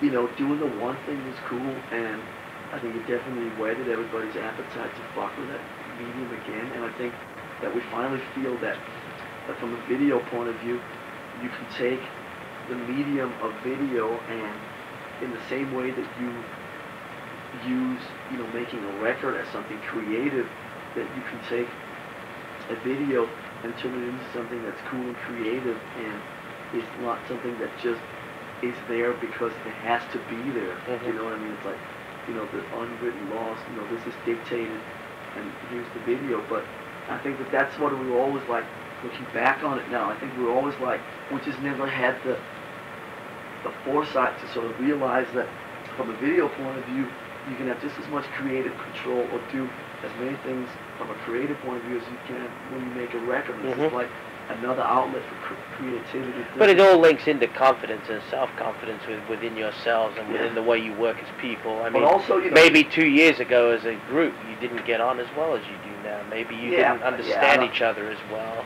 at that stage, whereas now you all understand each other maybe a lot better. I mean, you know. Well, yeah, but I think the major reason is just that when we did the one video, it was such a cool thing. I was like, well, why should we not do this more? Because this is really fun. And obviously, you know, it goes without saying that the fucking videos are not going to be anything like the one thing or whatever. But I definitely think that we all kind of look forward to fucking around with a couple of video clips. And, you know, there's certainly some songs on the album that lend themselves to that kind of a vibe. You know, the thing that's scary about videos is that you just got to be careful that you still retain some of the indirectness of how most of our songs are, and that when you do a video, it's like, boom, there's the visual. This is how you always, you know, when you think of a song, this is how you always interpret it. Do you know what I mean? Just try to avoid that as much as possible. It's going to be the challenge, and that's what I look forward to fucking with. Let's see some of it. Well, first of all, about the new stuff, let me ask you, which 3 songs of the new record are you like the most into, the ones that do the most for you, and for what reason? Okay. As usual, I pretty much like the faster ones. I like Holier Than Thou. Not just because of the cool bass thing, but it moves really good. That's like a real Metallica type of song. Plus, the riff is kind of It's got a huge hook to it. Right. Plus, it's kind of, I think, unique. Right. It's kind of the way that it rolls around. Right. So I like that one. I also like Through the Never, which is another fast one. Right. And I like that for the same type of reason. The fast groove, it kind of, to me, feels like a fast driving type of song, like you're driving your car real fast. Right. Kind of goes in a cycle, doesn't it? It's kind of cyclic. Yeah, I like that one. Yeah. And also on that song, the way that the answer vocal thing comes around about 3/4 of the way through, when it goes on through the never we must go, with the big groove thing to it, kind of tribal groove to it. I like that bit. And then I think My Friend of Misery is kind of almost a epic type of song. That, you know, that really has a lot of weight and a serious mood. Right. Almost a kind of mesmerizing type of thing to it. When you look at James's lyrics and when you look at what he's writing about, I mean, do you ever sit back and kind of look at it and think, oh, what the fuck's going on here? Yeah, sometimes I do. It's some of these new ones, you know. Twisted as fuck. Yeah, some of them are right to the point, which is kind of different for him. Yeah. But then the other ones that do make you kind of churn a little bit and could think about, you know, could go about 4 or 5 different ways, you know. Right. Those ones, he's still got that going on. So, that stuff, if you're asking if it's thought-provoking for me, yes. I mean, do you ever actually go up to him and say, can I ask you, like, where you managed to find this shit? Or is it just, like, accepted that this is what he does? And yeah, you know, by now it's pretty much a standard, and his standards are higher than all of ours, so he's gonna, you know, naturally come up with shit, and everybody expects him to come up with great stuff. I definitely let him know that I think it's great, though. I never hold back about saying whether it's a certain couple of words, a certain line, a certain paragraph. Right. I always make sure to express my opinion, and it's you know, 97% of the time it's in a positive way. So. Right. As far as I mean, obviously now. It was pretty interesting during an interview I was doing with James actually about a year ago, and obviously a year's gone. He pointed out that, you know, you have been in the band, like, you know, longer than Cliff or anyone was. And do you feel with this record now, I mean, do you feel much more in tune and much more, I mean, it's just like this is the first album you feel you've really been a full part of? Yes, definitely. I mean, maybe you want to talk about how and why, in what sense musically you feel more of a part. Okay, well, the thing is that it's finally taken us 10 years to come around to realizing that it needs to be more of an orchestration type of thing, more than one-dimensional thing where there has, you know, the bass part is there and, you know, it's actually thumping a bass part rather than just doubling the guitars, you know, like any given thrash band, you know. Right. Just the bass is just duping the guitars and the lower, you know, thing. So, this time it's actually a band where Lars and I are working together to lay down a huge thing, a huge foundation thing. Guitars have their own things on top of it. It's become, I mean, it's a big learning experience for me. For one, with Bob Rock, him liking bass so much to begin with and being so in favor of having big bass on records, that helped me a lot when we started developing my sound, when we started to work to get my sound. It made me feel so much better, and then once he started actually working with me and making suggestions on a part here, a part there, a groove thing here, this or that, you know, it just kept building and building.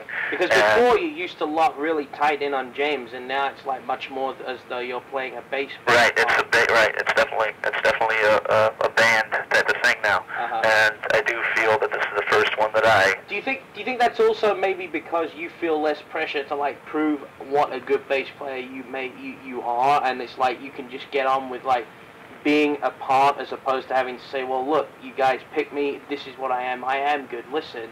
Yeah. Do you feel there is some of that to prove? That's still in the back of my head somewhere. I guess that's always going to be there, that type of thing. But it's when it was brought around that even, you know, maybe a bit simpler of a part, when it was brought to my realization that just because it does just 8th notes and a change here and there doesn't necessarily mean it is actually simpler. I found that laying down a groove and keeping in an exact time and, you know, not fiddling all over the place Right. It's actually a challenge in itself, you know, in the recording studio compared to the stuff that I was used to doing. Right, right. Yeah. So it was, but as far as feeling that, you know, that I had to prove myself, I still felt that I had to, just because I knew that I was going to have, I was going to be heard on this record, and so I wanted to lay down the bass thing, because I knew that's the only way that it was going to happen. And so I'm finally realizing that what the bass player's job really is. I think I've known it all along, but a matter of applying it myself. You know, it's just now coming around. I guess part of growing up or whatever.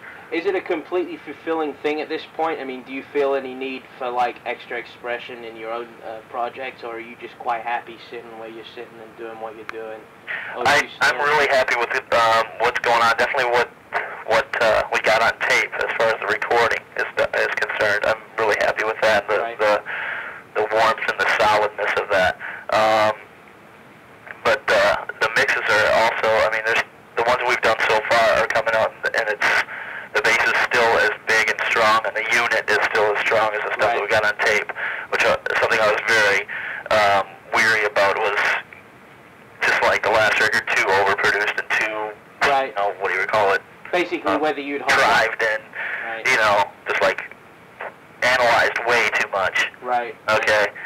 So this is something that is making me a bit happier too. Is we're just kind of letting it go as it goes. You know, we'll sure fix up a couple of pushes here and this and that, but pretty much the rough mix is really, really good. So. Did you feel it was almost a struggle to be like, you know, to feel that? I mean, not like the people didn't see, but for yourself, for you to feel that you were, you know, a quarter of this unit, and that you were a quarter of what was going on, and that you were like, you know, as much a part of it as anyone else. Did you? Yeah. Anything to do with the live thing, and any of that, whether it's live recording or live video or, you know, whatever that, any of the live stuff, I feel completely in control, completely strong. Right. As opposed to some of the studio stuff, I really sit back and observe and try to learn as much stuff as I can. I don't feel as strong in the studio, or when they were twiddling knobs or they're talking about some kind of, you know, technical stuff. Right. I feel ignorant to a lot of that. So that's the difference. I definitely feel a quarter, I think, pretty much all the time, but I just feel stronger live. Right. That's pretty interesting. All right. Rolling. Yes, we're talking about leads, and they seem a little, like, definitely more, there seems to be a totally different variety to what you're playing. Well, I definitely did a lot more listening than playing this time around. And what I mean by that is it's gotten to the point in my musicianship where I can listen to something and pretty much know, you know, what's going on, you know, I mean, from a technical point of view. Right. You know, and I can figure out what he's doing from, you know, just listening to the thing. Right. I can listen to it and, like, you know, go over to my guitar and play it. Right. And instead of, like, you know, sitting in my room doodling for 6 or 7 hours a day, I just listened. Well, I listened to lots of different stuff. Lots of different stuff, and yeah, it's quite fun, really, isn't it? It's fun to sit and listen to things for hours on end. It gives you ideas. Yeah, I just got a lot more ideas that way. Right. Do you think that's the thing with Ollie? I mean, I said this to Lars as well. I said I felt that his drumming on this record was indicative of remembering what it's like to hear a record again as opposed to play on one. And, I mean, and have to prove your worth as a musician to the world and, like, look at me, you know, we are not, you know, what you think we are with it. Do you think there's been a lot of purging of that, and that's why this album's maybe more direct? Oh, yeah, definitely. I mean, we're definitely playing more to our own taste rather than to, you know, what our concept of what people might want to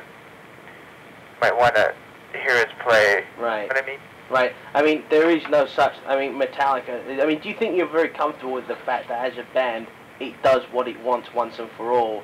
Whereas maybe the last album, you had to do the last album to get to this one. Oh yeah, definitely. I mean, I think we definitely had to, you know, go through that whole progressive thing and, you know, experiment a little with sound. Right.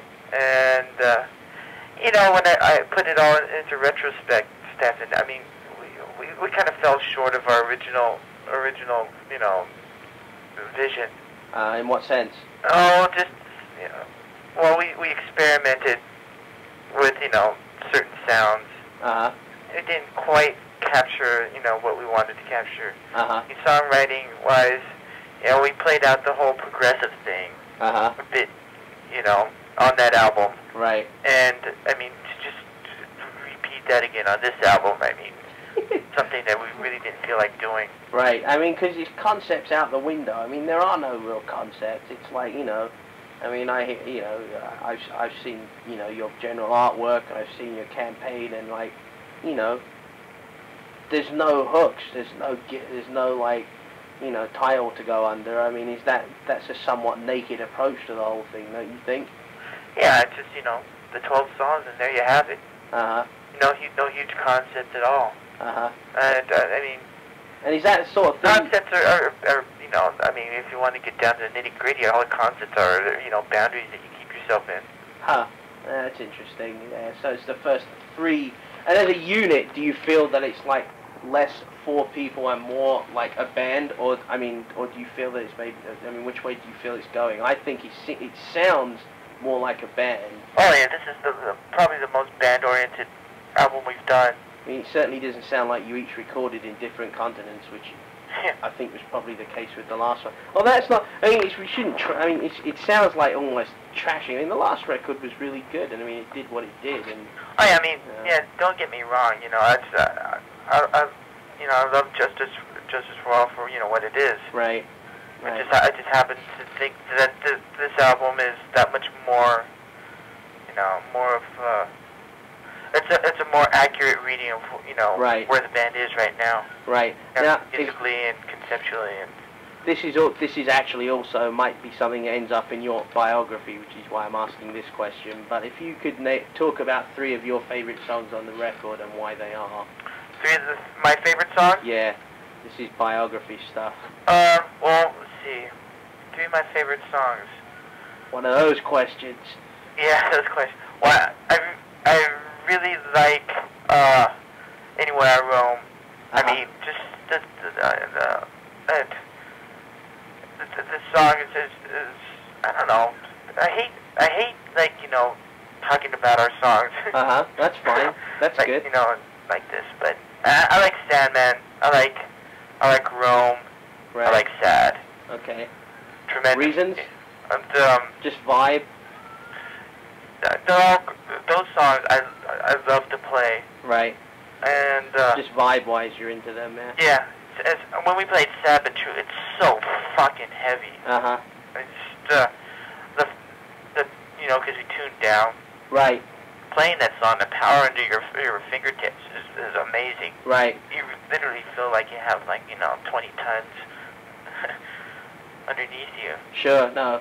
Well, Sandman as well. I mean, just relating to your personal interest, I think Sandman probably relates somewhat. I mean, it still starts to tread in the area of your personal interests of movies and characters and just like. So maybe you want to talk a little bit about that tie. I mean, did you feel a certain empathy with the song on that basis or not? About the subject matter, what did it mean to you? I mean, I like I like the concept of a foreboding character. Having a foreboding character in our songs. I always like that concept, because of the movies. Yeah, a lot of that has. I mean, for instance, on Master Puppets, thing that should not be. I was so into that concept because I was heavily into Lovecraft and just having that character and having a song about that character. Right. I mean, as a kid, were you did you like? Sorry, hang on. Did you used to create all these monster movies and such? But did you create these characters to scare yourself? I mean, were you into self-scaring? You know what I mean? Like some people like to hide under bed when they're kids, hide under bed covers and think about the. Well, it's just fun being scared, Why? That's a okay. You want to get this whole psychological part of it? Yeah, go on. This is reaffirmation of Now we're back to your personal page, you see, for the magazine. So yeah, you. This is a reaffirmation of life, It's fun being scared because it makes you feel more alive. than you might feel just, sitting there on the couch, fucking, picking your nose. So sometimes it's fair to say that you might or might not, like, imagine something going on just to put yourself on edge. Yeah. Do you still do that? Well, yeah, in different ways now. I mean, well, so it's not at the stage where you might be sitting on the couch. I mean, just watch, like, fucking The Shining and imagine, like, there's a torrent roaming the building there on Larrabee who might kick your door in and, like, take you for, I mean, you don't sit there and conjure that sort of fear for yourself, right? Well, whenever I get scared, I get, you get a big, I don't know, I guess it's with everyone, you get a big rush of adrenaline. Right. And, that's kind of similar with, being on stage also. Is that the sort of fear you subscribe to, then, stage fear now? I mean... Well, let's just put it this way. Can all the kids feel confident that they're scaring the shit out of you? Well, yes and no. I mean, I like to think that I'm also scaring the shit out of them with, the pure volume. Right, well... Alright, well, hang on. See ya. Well, I mean, there was a situation where there was a lot of, the hurry up and wait, Right. You were putting out that sort of situation, it's like, hurry up, wait. Hurry up, we gotta do this, wait. Uh-huh. But when it came down to my doing, my bit on the album. Right. It was really stressed, I mean, by Bob and by, just everyone else. To, just take your time and do it, as best as you can, and don't worry about, anything else. Uh-huh. Just go in there and do the album, Uh-huh. do the parts. Uh-huh. Do your parts and do them as well as you can. Because people never assume there are nerves connected with recording an album, but there are, I suppose, right? I'm sorry? People never connect nerves with recording, but I suppose there are, right? Yeah, because you're always wondering, whether or not you've played to the best of your abilities, and if you can do the part better or not. Right. And that always comes into the situation. Right. And that's kind of stressful, Right. To wonder if you should stop here or if you should keep on trying to get it better. Uh-huh. Or if you can live with certain things that are put down on tape. Uh-huh. I mean that in itself is stressful. But you guys just learned to live a little easier this time around, right? Pardon? You probably have learned to live a little easier this time around. Am I correct? Yeah, we gave ourselves some space to breathe. Right. And we pretty much told ourselves, just not to worry about it, and in the end it'll be all right. Right. And that's something that Bob said to Bob would say, don't worry, man, we'll get it done, and it'll be fine, everything will be fine. Good. I mean, you have to be somewhat critical of yourself. Right. Otherwise, it's just crap. But yeah. But if you push yourself over the hill, then it just becomes stupid. Yeah. Exactly. I couldn't have said it better myself, Steph. So, obviously... What the fuck is this thing? What's that? Oh. So what are we doing here? I mean, I just... I asked Lars, I said to him, like, what the fuck's going on, where does James get his stuff from? I mean, just going through, like, the record, I mean, it's like, the Sandman, and then the Sad But True. I mean, just where do you get the idea for a Sad But True, for example? I mean, what is it in your day that suddenly makes you think of writing about a subject like that? Well, I mean, the title's been hanging out for a long time. It's just trying to get a subject that kind of builds around a cool title. And most of the shit's from movie kind of shit, or a combination of different things. Like Sad's kind of, it started out like a kind of schizophrenic kind of thing. Right. It's more like, that movie Magic. Oh, Anthony Hopkins. Yeah. Right. Similar to that, how something Oh, okay. kind of takes him over, and yeah, it's a horrible film. just the fucking good and evil in everybody, and how certain parts of you take over at unopportune times. You know. I mean, but is that just something that you've observed over the years, or is it a recent thing that's like growing and growing? I mean, is it related to what you fucking deal with every day, and you see people and you think, you know, of their 2, 3, 4, 5 sides to them, and I mean, is it that like don't really have a handle on their emotions, and I think everyone fucking knows their limits, and sometimes they fucking cross them. Yeah, I mean, people make you cross them. Right. I mean, is it sort of, so I mean, you know, just looking at it, just that song, for example, someone might assume you to be a person fascinated with, like, the more morbid and, like, fucking ugly things.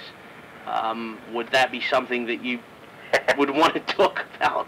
I mean, would you agree with that if someone said that? Yeah, I am fascinated by the fucked up shit a lot more than happy-go-lucky, the sun's shining and everything's blue sort of stuff, or... Well, actually, this album, I think, is a little more happier lyrically, but... I mean, there's one song that I noticed that was obviously very, very happy. Nothing Else Matters, of course, was right. Pretty straightforward and just, you know, somewhat emotional, I suppose, for you to write. But, you know, I mean, going from, like, you know, the fucking Sad But True, and The Unforgiven as well, which is another one, which I'm astounded, like, how do you come up with that, the idea of just, like, an old man, like, sitting there full of misery? I mean, it's, you know, at what he hasn't done. I mean, it's intriguing. It's like your mind gets onto these tracks, and yeah. I mean, they kind of, a few of the songs kind of tie in together, but Unforgiven, basically the guy's pissed off at himself because he tries to please everybody. All his life he tried. And in the end, you know, no one really gives a shit what you fucking, you know, did for them. It's like what you accomplished yourself. Right. And he did fucking dick. So, and, you know, the holier than thou kind of ties in with that. Like, everyone's worried about what everybody else is doing, kind of, you know. Right. Your life, fucking, you're living your life, you know. Someone else's life is the basis of your own, kind of, you know. Right. You live off someone else's. Very. But I mean, is this all like? Obviously, you start writing the lyrics pretty. You know, they're not exactly the first thing that you come up with, and it seems to me a lot of these were done while you were in LA, and you know, once again. Yeah, there's about 3 of them that got finished up. Most of the subjects and titles were pretty much together. Struggle Within wasn't really done. Holier Than Thou wasn't completely done. So it is really fueled by, like, I mean, you know, you haven't talked that much in the past, and, you know, I know you don't particularly like doing this sort of stuff, explaining lyrics, etc., but, so people can pretty much gauge what you are from the lyrics you're writing at any given time, yeah? I would say so. In which sense? Oh, I don't really like to acknowledge it, or that I really see myself in the shit. But other people kind of do, I think. But everyone in the band feels the same. Right. Well, it's funny because, I mean, as I say, I asked them, you know, I asked Lars, I'm like, you know, where does he get this stuff from? And Lars is like, I don't know, he just tells us, you know, what it's about, and we don't really push it any further. It's almost like an unspoken agreement that, like, you know, you come in and you explain it, and, I mean, there was a lot of confidence in your opinion. Is that true to say? Yeah. Well, I mean, I always took pride in all the lyrics, and some of the other people come up with, like, subjects, and it's really hard to, unless it's really good, it's really hard to personalize it, you know? If someone has a subject that they really, like, fucking, it blows them away, and it's, like, really from within themselves, you know? If it's not really a part of me, I can't really get confident and write some really intense lyrics. Right. So pretty much all the shit is really from within. So, yeah, because I mean, I've seen you as well on a side thing. I mean, just a little question about the doodles at the top of your lyric pages when you're writing them out. I mean, do those help you get the words together in a way? Sure. They kind of create a little... Do those little sketches and stuff. Yeah, it kind of helps. Yeah, no, it was...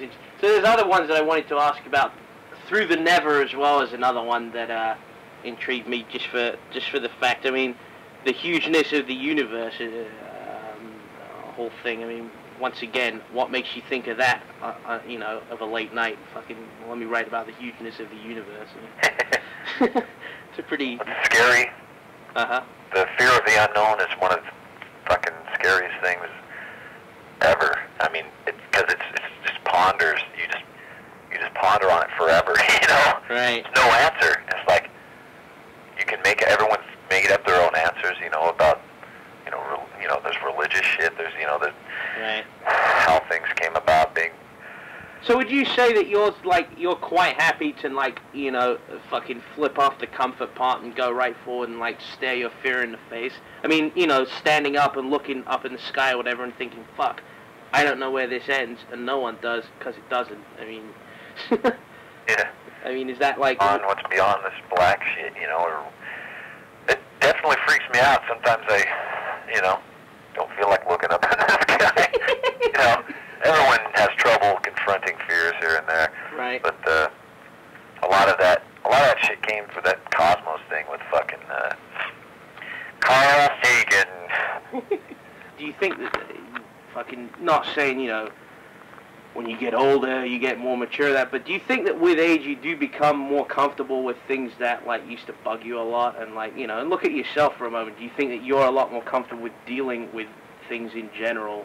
Sure. Like, yeah, I mean, everyone, you know, with practice, things get better. And just dealing with things, I don't know.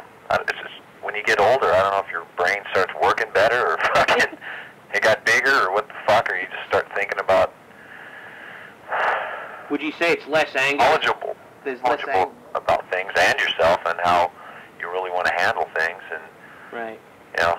I mean, there's less anger involved as well. I mean, you don't seem for a while in like the mid 80s and maybe to the late 80s and that there was almost you always seemed pretty like pissed off about something or another, and in the last 2 years or so, you really seem to maybe not be so angry anymore. I mean, is that, you know, does it come down to just, like, fucking realizing that not, you know, everyone's, like, a moron, or do you become better at spotting people you want to, you know, or do you just, oh, what? I think I discovered more about myself. I think a lot of that had to do with, you know, you're not really confident about yourself, or you just really want to just fuck that shit and forget it, you know, that ain't me, you know, Right. A little more stubborn, I think. Right. I mean, definitely still pissed off at shit.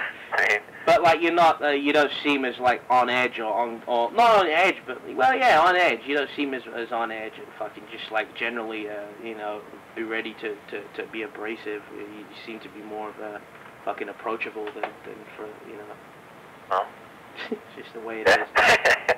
Well, and does that also have something to do with the fact that you were happy to try vocal things with a producer that you like didn't know very well for the first time, and that you basically were treading I mean, would you think it's fair to say that you were treading into a land that you didn't know when you did your vocals this time? Yeah. Well, I mean, it's shit that I didn't really want to know about. You know, we just came in with it to this album.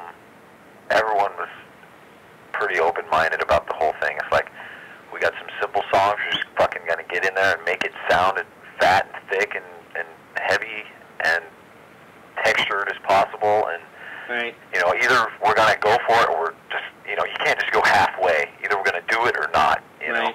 Right. And so we came in, and you know, vocally we approached the whole thing differently. We went, instead of trying to double every fucking word, every line, you know, go word by word, you know, no, start it over. He actually suggested things, which was, you know, before Fleming wouldn't really, he just pretty much did what you guys and like, this is how he sings, so I'm not going to fuck with it. You know, right. I was such an asshole that I wouldn't let him anyway. But Bob, you know, would suggest certain things, and at first I was like, oh man, fuck you, you know. Okay, here we go. Well, all right, you know, let's give it a shot, and then right. You know, definitely tried everything he suggested, and he tried, you know, things that I suggested, and, you know, at the end of the day, we'll just sit and go, no, that doesn't work, and then we agree, okay, you know, it doesn't. Right. So at least we tried everything, so it wasn't So it's like a whole new learning experience for you as well, which is probably pretty exciting when you come down to it, because you're learning new tricks and learn. Well, sure. I mean, when someone comes and goes, "Hey, man, is that you singing? The fuck's that?" You know? Hey, yeah. I don't think it sounds. I mean, you know, people know it's you. I think it's got a lot more dimension than fucking, you know, general. Well, I mean, it's single voice. It's more personality. It's not doubled, you know. Right. With the earlier shit, just kind of mushed it up a bit. Right. Here you can really hear. It's more aggressive in a way. Because when you got two voices singing along next to each other, they smooth each other out. You don't really get the edge. Right. And so we got one fucking really kind of raging. Right. No, it's definitely very angry at times.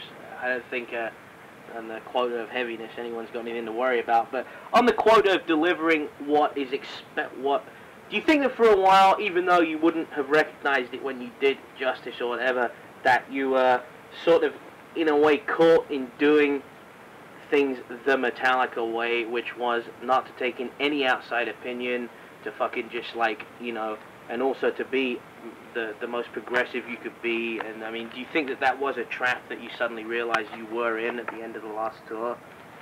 Yeah, well, you know, it's like the Metallica, there's no rules except for Metallica rules, you know?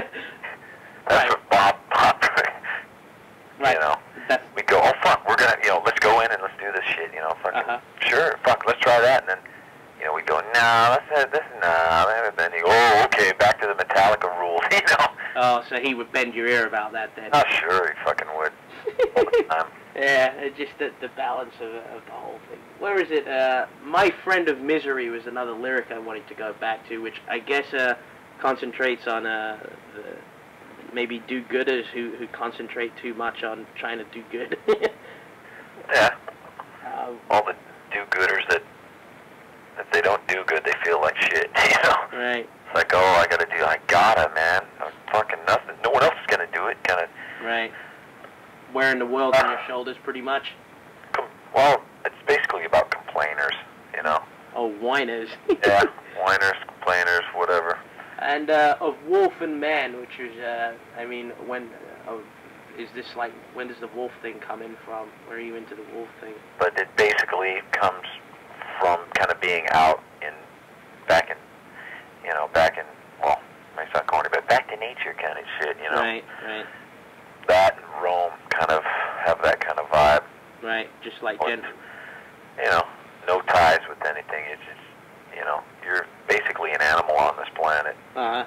And back to the meaning of life, you know, kind of shit. Right. That's a good thing to fucking get back into. Do you find that, like, I mean, do you surprise yourselves when you, like, go in with the intention of making something, like, a little quicker than you used to, and then it just comes out to be pretty much the same amount of time spent on a record? I mean, or if not longer. I mean, does that, like, surprise you more than anyone, or? Well, it's like the simpler the songs, the longer it took. It did, I don't know.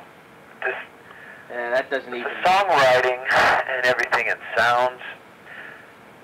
It may sound strange, but the simpler the songs are, the more difficult they are. Uh-huh. Because of you have room to breathe personally with your instrument. You have to really shine through because it's so stripped down. Right. You really have to show your talent. Right. Or like solos go, I mean, there's a lot more open chord behind his solo, so he really has to. He doesn't have to stick to a pattern like, you know, oh, James's rhythm is going like this, so I really have to play in this scale. Right. Now it's more like, oh, I really have to make this part sing and really shine through. Right. Especially vocally, too. Uh-huh. A lot of shit on this album relying vocally, mm-hmm. and I really had to, you know, kind of work extra hard at it. Yeah, well, you went to Canada for a week or so to fucking... Yeah, we did that. Bob, everyone was pretty sick of LA. It got to a point where Bob really wanted to get home, and I said, fine, you know, this is a perfect opportunity because, you know, vocals, I, you know, don't have to ship gear up or nothing. I just fucking bring my throat with me. Right. And, you know, got out of LA for a week, and it was nice. I mean, the weather was great, and there's, right. You know, there's a couple of things to do up there. It seems overall... A few long dinner breaks, you know what I mean? Yeah, a few trips into the forest and shit. But it seems to, like, just overall, just to tie it all up, I mean, just the fact that you're doing more of your press shit than you ever used to, I mean, it suggests that you probably are a lot more proud, happy with this record than anything you've done for a while. True. Plus, I think we really, I think it's all in the big picture, whatever you want to call it. We approach this album in a certain way, and we're gonna we're gonna go either all the way or none at all. So everyone's doing their share of press. Everyone's really. Is it still hard for you to like sit and answer questions about what you write though? I mean, I remember the lot when we've done an interview a couple of years ago. You said it's like really annoying for people to come up and say and tell you what the lyrics are about and then want you to respond. Yeah. Is that this one's a lot easier? I'm more confident with the lyrics itself, and it's a lot more personal. So you can ask the other guys, but they're they all have their own interpretations, which is fine. Right. All right. But I'm pretty much in control this time of how things come across. That's cool. We'll leave it at pretty much.